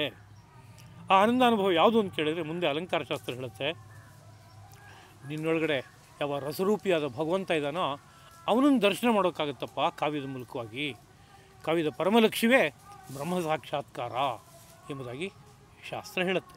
ಹೀಗೆ ತೆಗೆದುಕೊಂಡು ಹೊರಟ್ರೆ ಎಲ್ಲ ಕಲೆಗಳ ಬಗ್ಗೆ ಪರಿಚಯ ಕೊಡುವಂಥ ಗ್ರಂಥಗಳಲ್ಲಿ ಆರಂಭದಲ್ಲಿ ಬಂದಿರುವ ಮಾತುಗಳನ್ನು ನೋಡಿದ್ರೆ ಇವಿಷ್ಟು ಧರ್ಮಾರ್ಥ ಕಾಮಮೋಕ್ಷಗಳ ಸಾಧನೆಗೋಸ್ಕರವೇ ಬಂದಿದೆ ಎಂಬುದು ನಮಗೆ ಮನದಟ್ಟಾಗುವಂತೆ ಇರುತ್ತೆ. ಯಾವಾಗ ಈ ವಿದ್ಯೆಗಳನ್ನೆಲ್ಲ ನಾವು ವಿಜ್ಞಾನವಾಗಿ ಬಳಸ್ಕೊಂಡ ಹಾಗೆ ಆಗುತ್ತೆ, ಯಾವಾಗ ಆಗೋಲ್ಲ ಅನ್ನೋ ಬಗ್ಗೆ ಅದೇ ಕೂರ್ಮ ಪುರಾಣವೇ ಇನ್ನೊಂದು ಪರಿಚಯವನ್ನು ಕೊಡ್ತಾಯಿದೆ. ಅಧಿತ್ಯ ವಿಧಿವತ್ ವಿದ್ಯಾಂ ಅರ್ಥಂಚೈವ ಉಪಲಭ್ಯತು ಧರ್ಮ ಕಾರ್ಯಾತ್ ನಿವೃತ್ತಶ್ಚೇತ್ ನ ತತ್ ವಿಜ್ಞಾನಂ ಇಷ್ಯತೆ. ಈಗ ವಿಧಿವತ್ತಾಗಿ ವಿದ್ಯೆಯನ್ನು ಅಧ್ಯಯನ ಮಾಡ್ದ, ಅರ್ಥಂಚೈವ ಉಪಲಭ್ಯತು, ಯಾವುದು ಬೇಕೋ ಪದಾರ್ಥಗಳು ಅವುಗಳನ್ನು ಸಂಪಾದನೆ ಮಾಡಿಕೊಂಡ, ಒಂದಷ್ಟು ಸಂಪತ್ತು ಬಂತು. ಆದರೆ ಧರ್ಮ ಕಾರ್ಯದಲ್ಲಿ ಪ್ರವೃತ್ತನಾಗ್ತಾ ಇಲ್ಲ ಅಂತಾದರೆ, ಧರ್ಮ ಕಾರ್ಯಾತ್ ನಿವೃತ್ತಶ್ಚೇತ್, ಧರ್ಮ ಕಾರ್ಯದಿಂದ ಮಾತ್ರ ನಿವೃತ್ತನಾಗಿದ್ದಾನೆ ಅಂತ ಹೇಳಿದ್ರೆ ನ ತತ್ ವಿಜ್ಞಾನಂ ಇಷ್ಯತೆ, ಅದನ್ನು ವಿಜ್ಞಾನ ಅಂತ ಕರೆಯೋಲ್ಲ ಅಂತ. ಅಂದರೆ ಅವನು ಅರ್ಥ ಮಾಡ್ಕೊಂಡಿದ್ದು ವಿಜ್ಞಾನ ಅಲ್ಲ, ಅವನು ಕಲಿತದ್ದು ವಿಜ್ಞಾನವಾಗಿ ನಿಂತಿಲ್ಲ ಅಂತ ಅರ್ಥ. ಅವನು ಧರ್ಮ ಕಾರ್ಯದಿಂದ ನಿವೃತ್ತನಾಗೋದಕ್ಕಾಗೋಲ್ಲ ಅಂತ. ಧರ್ಮ ಕಾರ್ಯದಿಂದ ನಿವೃತ್ತನಾಗೋದಕ್ಕಾಗಲ್ಲ ಅಂದರೆ ಧರ್ಮ ಎಷ್ಟು ದೊಡ್ಡದಪ್ಪ, ಆ ಭಗವಂತ ಎಷ್ಟು ದೊಡ್ಡವನು, ಅವನು ಧರ್ಮಸ್ವರೂಪ, ಅವನನ್ನು ನಾನು ಮುಟ್ಟಲೇಬೇಕು ಅನ್ನೋ ರೀತಿಯಾದ ಮನಃಪ್ರವೃತ್ತಿ ಹುಟ್ಟಿ ಆ ಕಡೆಗೆ ನಿರಂತರವಾಗಿ ಸಾಗುವಂತೆ ಮಾಡುತ್ತೆ. ಹಾಗಿದ್ದಾಗ ಅದನ್ನು ವಿಜ್ಞಾನ ಅಂತ ಕರಿಬೋದು. ಹಾಗಾಗಲಿಲ್ಲ ಅಂದರೆ ನಾನೇನೇನೋ ಬೇಕಾದಷ್ಟು ಓದಿದ್ದೀನಿ, ತಲೆಯಲ್ಲಿ ಬೇಕಾದಷ್ಟು ವಿಷಯ ಇದೆ ಅಂತ ಇಷ್ಟೇ ಆಗುತ್ತೆ ಹೊರತು ಅದು ವಿಜ್ಞಾನ ಅಂತ ಆಗಲ್ಲ. ನಿಜವಾದ ವಿಜ್ಞಾನವೇ ಆದರೆ ಆ ವಿಜ್ಞಾನವನ್ನು ಬಳಸ್ಕೊಳ್ಳದೆ ಇರೋಕ್ಕೆ ಸಾಧ್ಯವಾಗೋಲ್ಲ. ಹಾಗೆ ಅದು ನಿನ್ನನ್ನು ಆಳುತ್ತೆ. ಅದನ್ನು ಬಳಸ್ಕೋತಾ ನೀನಾಗಿ ಉಳಿಯೋಲ್ಲ, ನಿನ್ನೊಳಗಡೆ ಇರುವ ಪರಬ್ರಹ್ಮವನ್ನು ನೀನು ನೋಡ್ತೀಯಾ, ಆ ಅನುಭವದಲ್ಲಿ ನೀನು ಮುಳುಗಿ ಹೋಗ್ತೀಯಾ, ಅಂಥ ಸ್ಥಿತಿಗೆ ನೀನು ತಲುಪುವಂತೆ ಅದು ಮಾಡಿಬಿಡುತ್ತೆ. ಅದನ್ನೇ ಇನ್ನೊಂದು ಮಾತಿನಲ್ಲಿ ಹೇಳುವಾಗ, ಯಥಾ ಸ ದೇವ ಭಗವಾನ್ ವಿದ್ಯತೆ ಯತ್ರ ವಿದ್ಯತೆ ಸಾಕ್ಷಾದೇವ ಮಹಾದೇವ ತದ್ ಜ್ಞಾನಮಿತಿ ಕೀರ್ತಿತಂ. ವಿಜ್ಞಾನ ಅನ್ನೋ ಪದಕ್ಕೆ ಒಂದು ಪರಿಚಯ ಕೊಟ್ಟು, ಯಾವಾಗ ಅದು ವಿಜ್ಞಾನ ಆಗುತ್ತೆ ಅಂದರೆ ಯಾವಾಗ ಅದು ತುದಿಗೆ ತೊಗೊಂಡೋಗಿ ತಲುಪಿಸುತ್ತೋ, ನಮ್ಮನ್ನು ಪರಬ್ರಹ್ಮ ಸಾಕ್ಷಾತ್ಕಾರದವರೆಗೂ ತೊಗೊಂಡೋಗಿ ತಲುಪಿಸುತ್ತೋ, ಆಗ ಅದಕ್ಕೆ ವಿಜ್ಞಾನ ಅಂತ ಹೆಸರು ಬರುತ್ತೆ. ಇಲ್ಲೋರದು ವಿಜ್ಞಾನದ ಹೆಸರಿನಲ್ಲಿರೋ ಅಜ್ಞಾನ ಎಂಬುದಾಗುತ್ತೆ ಅಂತ. ಇನ್ನು ಜ್ಞಾನ ಅಂದ್ರೇನು ಅಂತ ಕೇಳಿದ್ರೆ ಆ ಗ್ರಂಥ ಹೀಗೆ ಹೇಳ್ತಾ ಇದೆ, ಯಥಾ ಸ ದೇವ ಭಗವಾನ್ ವಿದ್ಯತೆ ಯತ್ರ ವಿದ್ಯತೆ. ಆ ಭಗವಂತ ಎಲ್ಲಿದ್ದಾನೋ ಹೇಗಿದ್ದಾನೋ, ಸಾಕ್ಷಾದೇವ ಮಹಾದೇವ, ಸಾಕ್ಷಾದೇವ ಮಹಾದೇವನು ಎಲ್ಲಿದ್ದಾನೋ ಹೇಗಿದ್ದಾನೋ ಅದನ್ನು ಅರ್ಥ ಮಾಡ್ಕೊಳ್ಳೋದಾದರೆ ತತ್ ಜ್ಞಾನಮಿತಿ ಕೀರ್ತಿತಂ, ಅದನ್ನೇ ಜ್ಞಾನ ಎಂಬುದಾಗಿ ಕರೀತಾರೆ ಅಂತ. ಆ ಮಹಾದೇವನೇ ಜ್ಞಾನ ಸ್ವರೂಪ, ಅವನನ್ನು ಅರ್ಥ ಮಾಡ್ಕೊಳ್ಳೋದಾದರೆ ಜ್ಞಾನವನ್ನು ಅರ್ಥ ಮಾಡ್ಕೊಂಡಂತಾಯಿತು ಅಂತ ಅರ್ಥ. ಅವನನ್ನು ಅರ್ಥ ಮಾಡ್ಕೊಳ್ಳೋದಕ್ಕೆ ಅವಲಂಬನವಾಗಿ ಯಾವುದೋ ವಿದ್ಯೆಗಳನ್ನು ಬಳಸ್ಕೋತಾ ಇದ್ದೀವಿ, ಋಷಿಗಳು ಕೊಟ್ಟ ವಿದ್ಯೆಯನ್ನು ಬಳಸ್ಕೋತಾ ಇದ್ದೀವಿ ಅಂತಾದರೆ ಅದು ಅಲ್ಲಿಗೆ ತಲುಪಿಸುತ್ತೆ ಅಂತಾದರೆ ಅವುಗಳಷ್ಟಕ್ಕೂ ಕೂಡ ವಿಜ್ಞಾನ ಎಂಬುದಾಗಿ ಹೆಸರು ಬರುತ್ತೆ ಎಂಬುದಾಗಿ ಹೇಳಿ, ಈ ಜ್ಞಾನ ಮತ್ತು ಈ ವಿಜ್ಞಾನ ಎರಡನ್ನೂ ಅರ್ಥ ಮಾಡಿಕೊಂಡ್ರೆ ನನ್ನನ್ನು ಪೂರ್ಣವಾಗಿ ಅರ್ಥ ಮಾಡ್ಕೊಂಡಂತಾಗುತ್ತೆ ಅಂತ ಶ್ರೀಕೃಷ್ಣ ಪ್ರಭು ಹೇಳ್ತಾ ಇದ್ದಾರೆ. ಅಂದರೆ ಒಳಗಡೆ ಭಗವಂತನೂ ನೋಡಬೇಕು, ಆ ಭಗವಂತನ ಬಳಿಗೆ ಕರ್ಕೊಂಡೋಗಿ ತಲುಪಿಸುವ ವಿದ್ಯೆಯೂ ಅರ್ಥ ಆಗಿ ಆ ವಿದ್ಯೆಯ ದ್ವಾರ ಭಗವಂತನ ಬಳಿಗೆ ಹೋಗೋಕ್ಕೆ ನಿನಗೆ ಗೊತ್ತಾಗಬೇಕು. ಹಾಗಾದರೆ ನೀನು ಸಮಗ್ರವಾಗಿ ನನ್ನನ್ನು ಅರ್ಥ ಮಾಡ್ಕೊಂಡಂತಾಗುತ್ತೆ ಅಂತ. ಇಲ್ಲೂ ಸಹ ಸಮಗ್ರವಾಗಿ ನನ್ನನ್ನು ಅರ್ಥ ಮಾಡ್ಕೊಂಡಂತಾಗುತ್ತೆ ಅನ್ನೋ ಮಾತಿಗೂ ಏನೇನು ಆಶಯಗಳಿದೆ ಅನ್ನೋದು ಮನಸ್ಸಿಗೆ ತಂದ್ಕೋಬೇಕು. ನನ್ನ ವಿರಾಟ್ ಸ್ವರೂಪವನ್ನು ನೀನು ಅರ್ಥ ಮಾಡ್ಕೊಂಡಂತಾಗುತ್ತೆ ಅಂತ. ಹೇಗೆ ಅದು ಅಂತ ಕೇಳಿದ್ರೆ, ಒಂದು ನಾನಾ ಪದಾರ್ಥಗಳನ್ನು ಮಣ್ಣಿನಿಂದ ಮಾಡಿಟ್ಟಾಗ ಮೃತ್ತು ಅಂದರೆ ಏನು, ಅದನ್ನು ಯಾವ್ಯಾವ ರೀತಿಯಲ್ಲಿ ಆಕಾರ ಕೊಟ್ಟಾಗ ಏನೇನು ಬೇರೆ ಬೇರೆ ರೀತಿಯಾದ ಪದಾರ್ಥ ಆಗುತ್ತೆ ಅಂತ ಒಂದು ಸಾಮಾನ್ಯ ತಿಳುವಳಿಕೆ ಬಂತು ಅಂದರೆ, ಮೃತ್ತು ಅನ್ನೋ ಬಗ್ಗೆ ಚೆನ್ನಾಗಿ ಗೊತ್ತಾಯಿತು ಅಂದರೆ ಉಳಿದಿದ್ದೆಲ್ಲ ನಂಗೆ ಗೊತ್ತಾಯಿತು. ಸಕ್ಕರೆ ಅನ್ನೋ ಬಗ್ಗೆ ನಂಗೆ ಚೆನ್ನಾಗಿ ಗೊತ್ತಾಯಿತು ಅಂದರೆ 100 ಸಕ್ಕರೆ ಹೆಚ್ಚಿದೆ ಅಂತಾದರೆ ಅದೆಲ್ಲ ನಂಗೆ ಗೊತ್ತಾಯಿತು ಅಂತ ಹೇಳಿದ ಹಾಗೆ ಆ ಒಳಗಡೆ ಇರೋ ಪರತತ್ವವನ್ನು ಅರ್ಥ ಮಾಡಿಕೊಂಡೆ, ಪರತತ್ವಕ್ಕೆ ಹೋಗಿ ತಲುಪೋದಕ್ಕೆ ಬೇಕಾಗುವ ಮಾರ್ಗ ನನಗೆ ಗೊತ್ತಾಗಿದೆ ಅಂತಾದರೆ ಎಲ್ಲವನ್ನೂ ಅರ್ಥ ಮಾಡ್ಕೊಂಡಂತಾಯಿತು ಅಂತ. ಅದರಿಂದ ಎಲ್ಲವನ್ನೂ ಅರ್ಥ ಮಾಡ್ಕೊಂಡಾಯಿತು, ಸರ್ವಜ್ಞ ಅನ್ನೋ ರೀತಿಯಲ್ಲಿ ಆ ಒಂದು ಅನುಭವಕ್ಕೆ ಹೋದವನನ್ನು ಕರಿಬೋದಲ್ವೇ ಅಂತ ಕೇಳಿದರೆ, ಹೌದು ಸರ್ವಜ್ಞ ಅಂತ ಕರಿಬೋದು. ಅದು ಸರ್ವಜ್ಞ ಅಂತ ಹೇಳಿದ ಮಾತ್ರಕ್ಕೆ ಹಾಗಾದರೆ ಈ ಕ್ಷಣಕ್ಕೆ ಇಂಥ ನಗರದಲ್ಲಿ ಮಾರ್ಕೆಟ್ನಲ್ಲಿ ಬದನೆಕಾಯಿಗೆ ಕೆಜಿಗೆ ರೇಟ್ ಎಷ್ಟಿದೆ ಅಂತ ಗೊತ್ತಿರಬೇಕು ಅವನಿಗೆ. ಆ ಮಾರ್ಕೆಟ್ನಲ್ಲಿ ಎಷ್ಟು ಜನ ಈಗ ಓಡಾಡ್ತಾ ಇದ್ದಾರೆ ಗೊತ್ತಿರಬೇಕು ಅಂತ ಕೇಳಿದರೆ ಅದಕ್ಕೂ ಇದಕ್ಕೂ ಸಂಬಂಧ ಇಲ್ಲ, ಅದೆಲ್ಲ ತಿಳಿದಿರಬೇಕು ಅಂತೇನಿಲ್ಲ. ಎಲ್ಲಕ್ಕೂ ಮೂಲವಾಗಿರುವಂಥ ಪರಮಾತ್ಮ ನನಗೆ ಗೊತ್ತಾಗಿದ್ದಾನೆ. ಆ ಪರಮಾತ್ಮನ ತಲುಪೋದಕ್ಕೆ ಬೇಕಾಗುವ ಮಾರ್ಗ ನನ್ನ ಕೈಗೆ ಸಿಕ್ಕಿದೆ. ಇಷ್ಟಾದರೆ ಎಲ್ಲವನ್ನೂ ತಿಳಿದಂತಾಯಿತು. ಹೀಗೆ ಹೇಳೋ ಕಾರಣ ಏನಪ್ಪ ಅಂದರೆ, ಮೋಕ್ಷಕ್ಕೋಸ್ಕರ ನನಗೆ ತಿಳುವಳಿಕೆ ಬೇಕಾಗಿರೋದು. ಮೋಕ್ಷಕ್ಕೆ ಬೇಕಾಗಿರೋದು ಇಷ್ಟೇ. ಅದರಿಂದ ನನಗೆ ಬೇಕಾಗಿರುವ ಎಲ್ಲವನ್ನೂ ನಾನು ತಿಳಿದಂತಾಯಿತು ಅನ್ನೋ ಅರ್ಥದಲ್ಲಿ ಅವನನ್ನು ಸರ್ವಜ್ಞ ಎಂಬುದಾಗಿ ಕರೀಬೋದು. ಹೀಗೆ ಜ್ಞಾನ ವಿಜ್ಞಾನ ಎರಡು ವಿಷಯಗಳನ್ನು ತಿಳ್ಕೋಬೇಕು ಎಂಬ ವಿಷಯವನ್ನು ಶ್ರೀಕೃಷ್ಣ ಪ್ರಭು ಇಲ್ಲಿ ಅರ್ಜುನಿಗೆ ತಿಳಿಸಿಕೊಟ್ಟು, ಮುಂದೆ ಆ ಬಗ್ಗೆನೇ ಇನ್ನೂ ಕೆಲವಾರು ಮಾತುಗಳಲ್ಲಿ ಪರಿಚಯವನ್ನು ಕೊಡುವಂಥ ಸನ್ನಿವೇಶ ಇದೆ.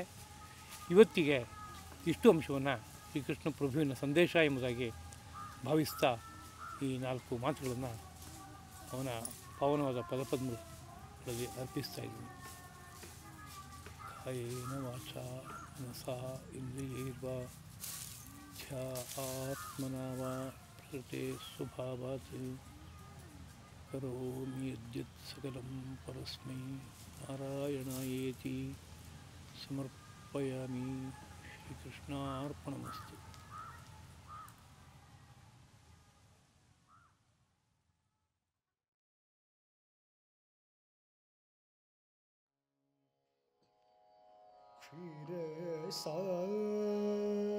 ಕ್ಷೀರಸಾಗರ ಶಯನ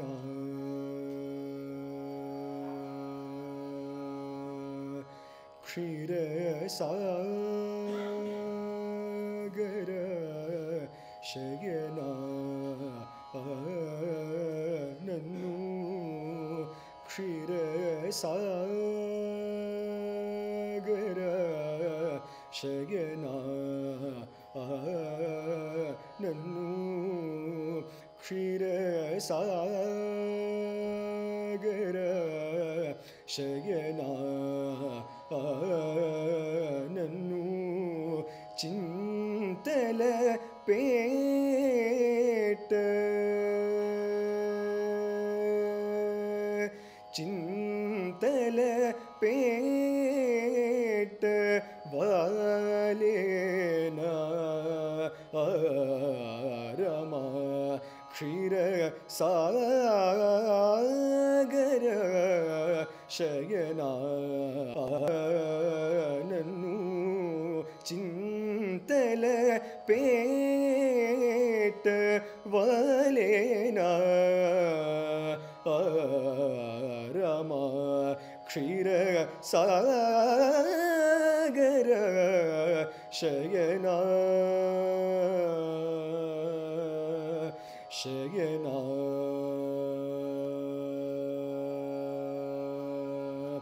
ವಾರಣ ರಾಜುನು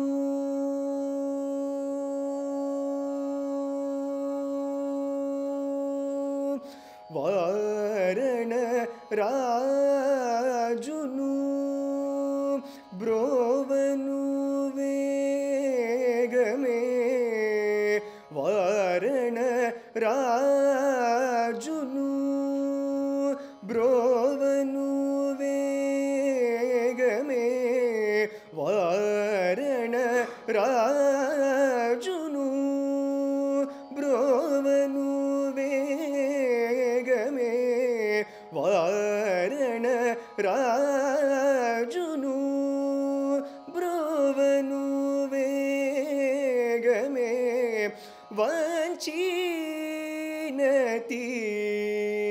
ನಾನು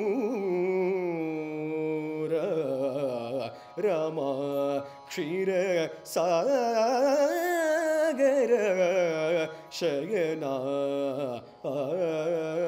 ನನ್ನು ನಾರಿ ಮಣಿಕಿ ಚೀರಲಿಂಚಿ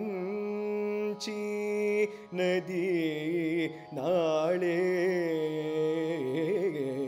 ನೀ ನಾನು ರಾಮ ಧೀರುಡವು ರಾಮದಾಸುನಿ ಬಂಧಮು ಧೀರ್ಚೀನೇ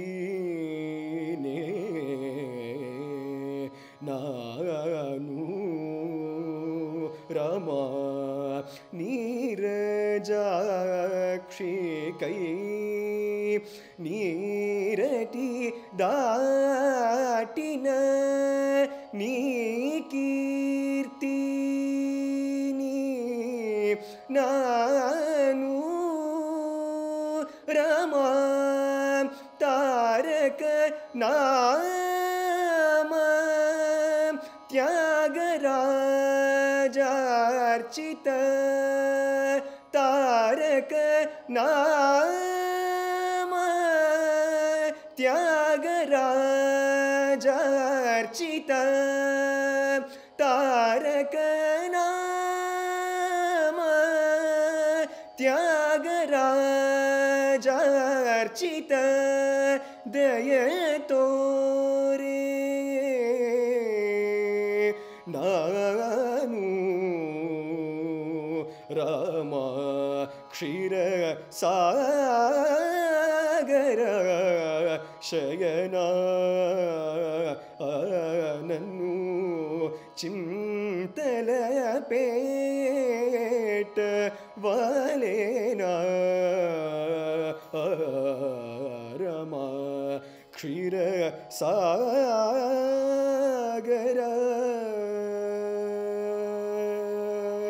ಶಯನ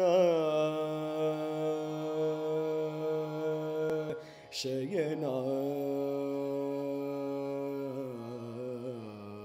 ಆ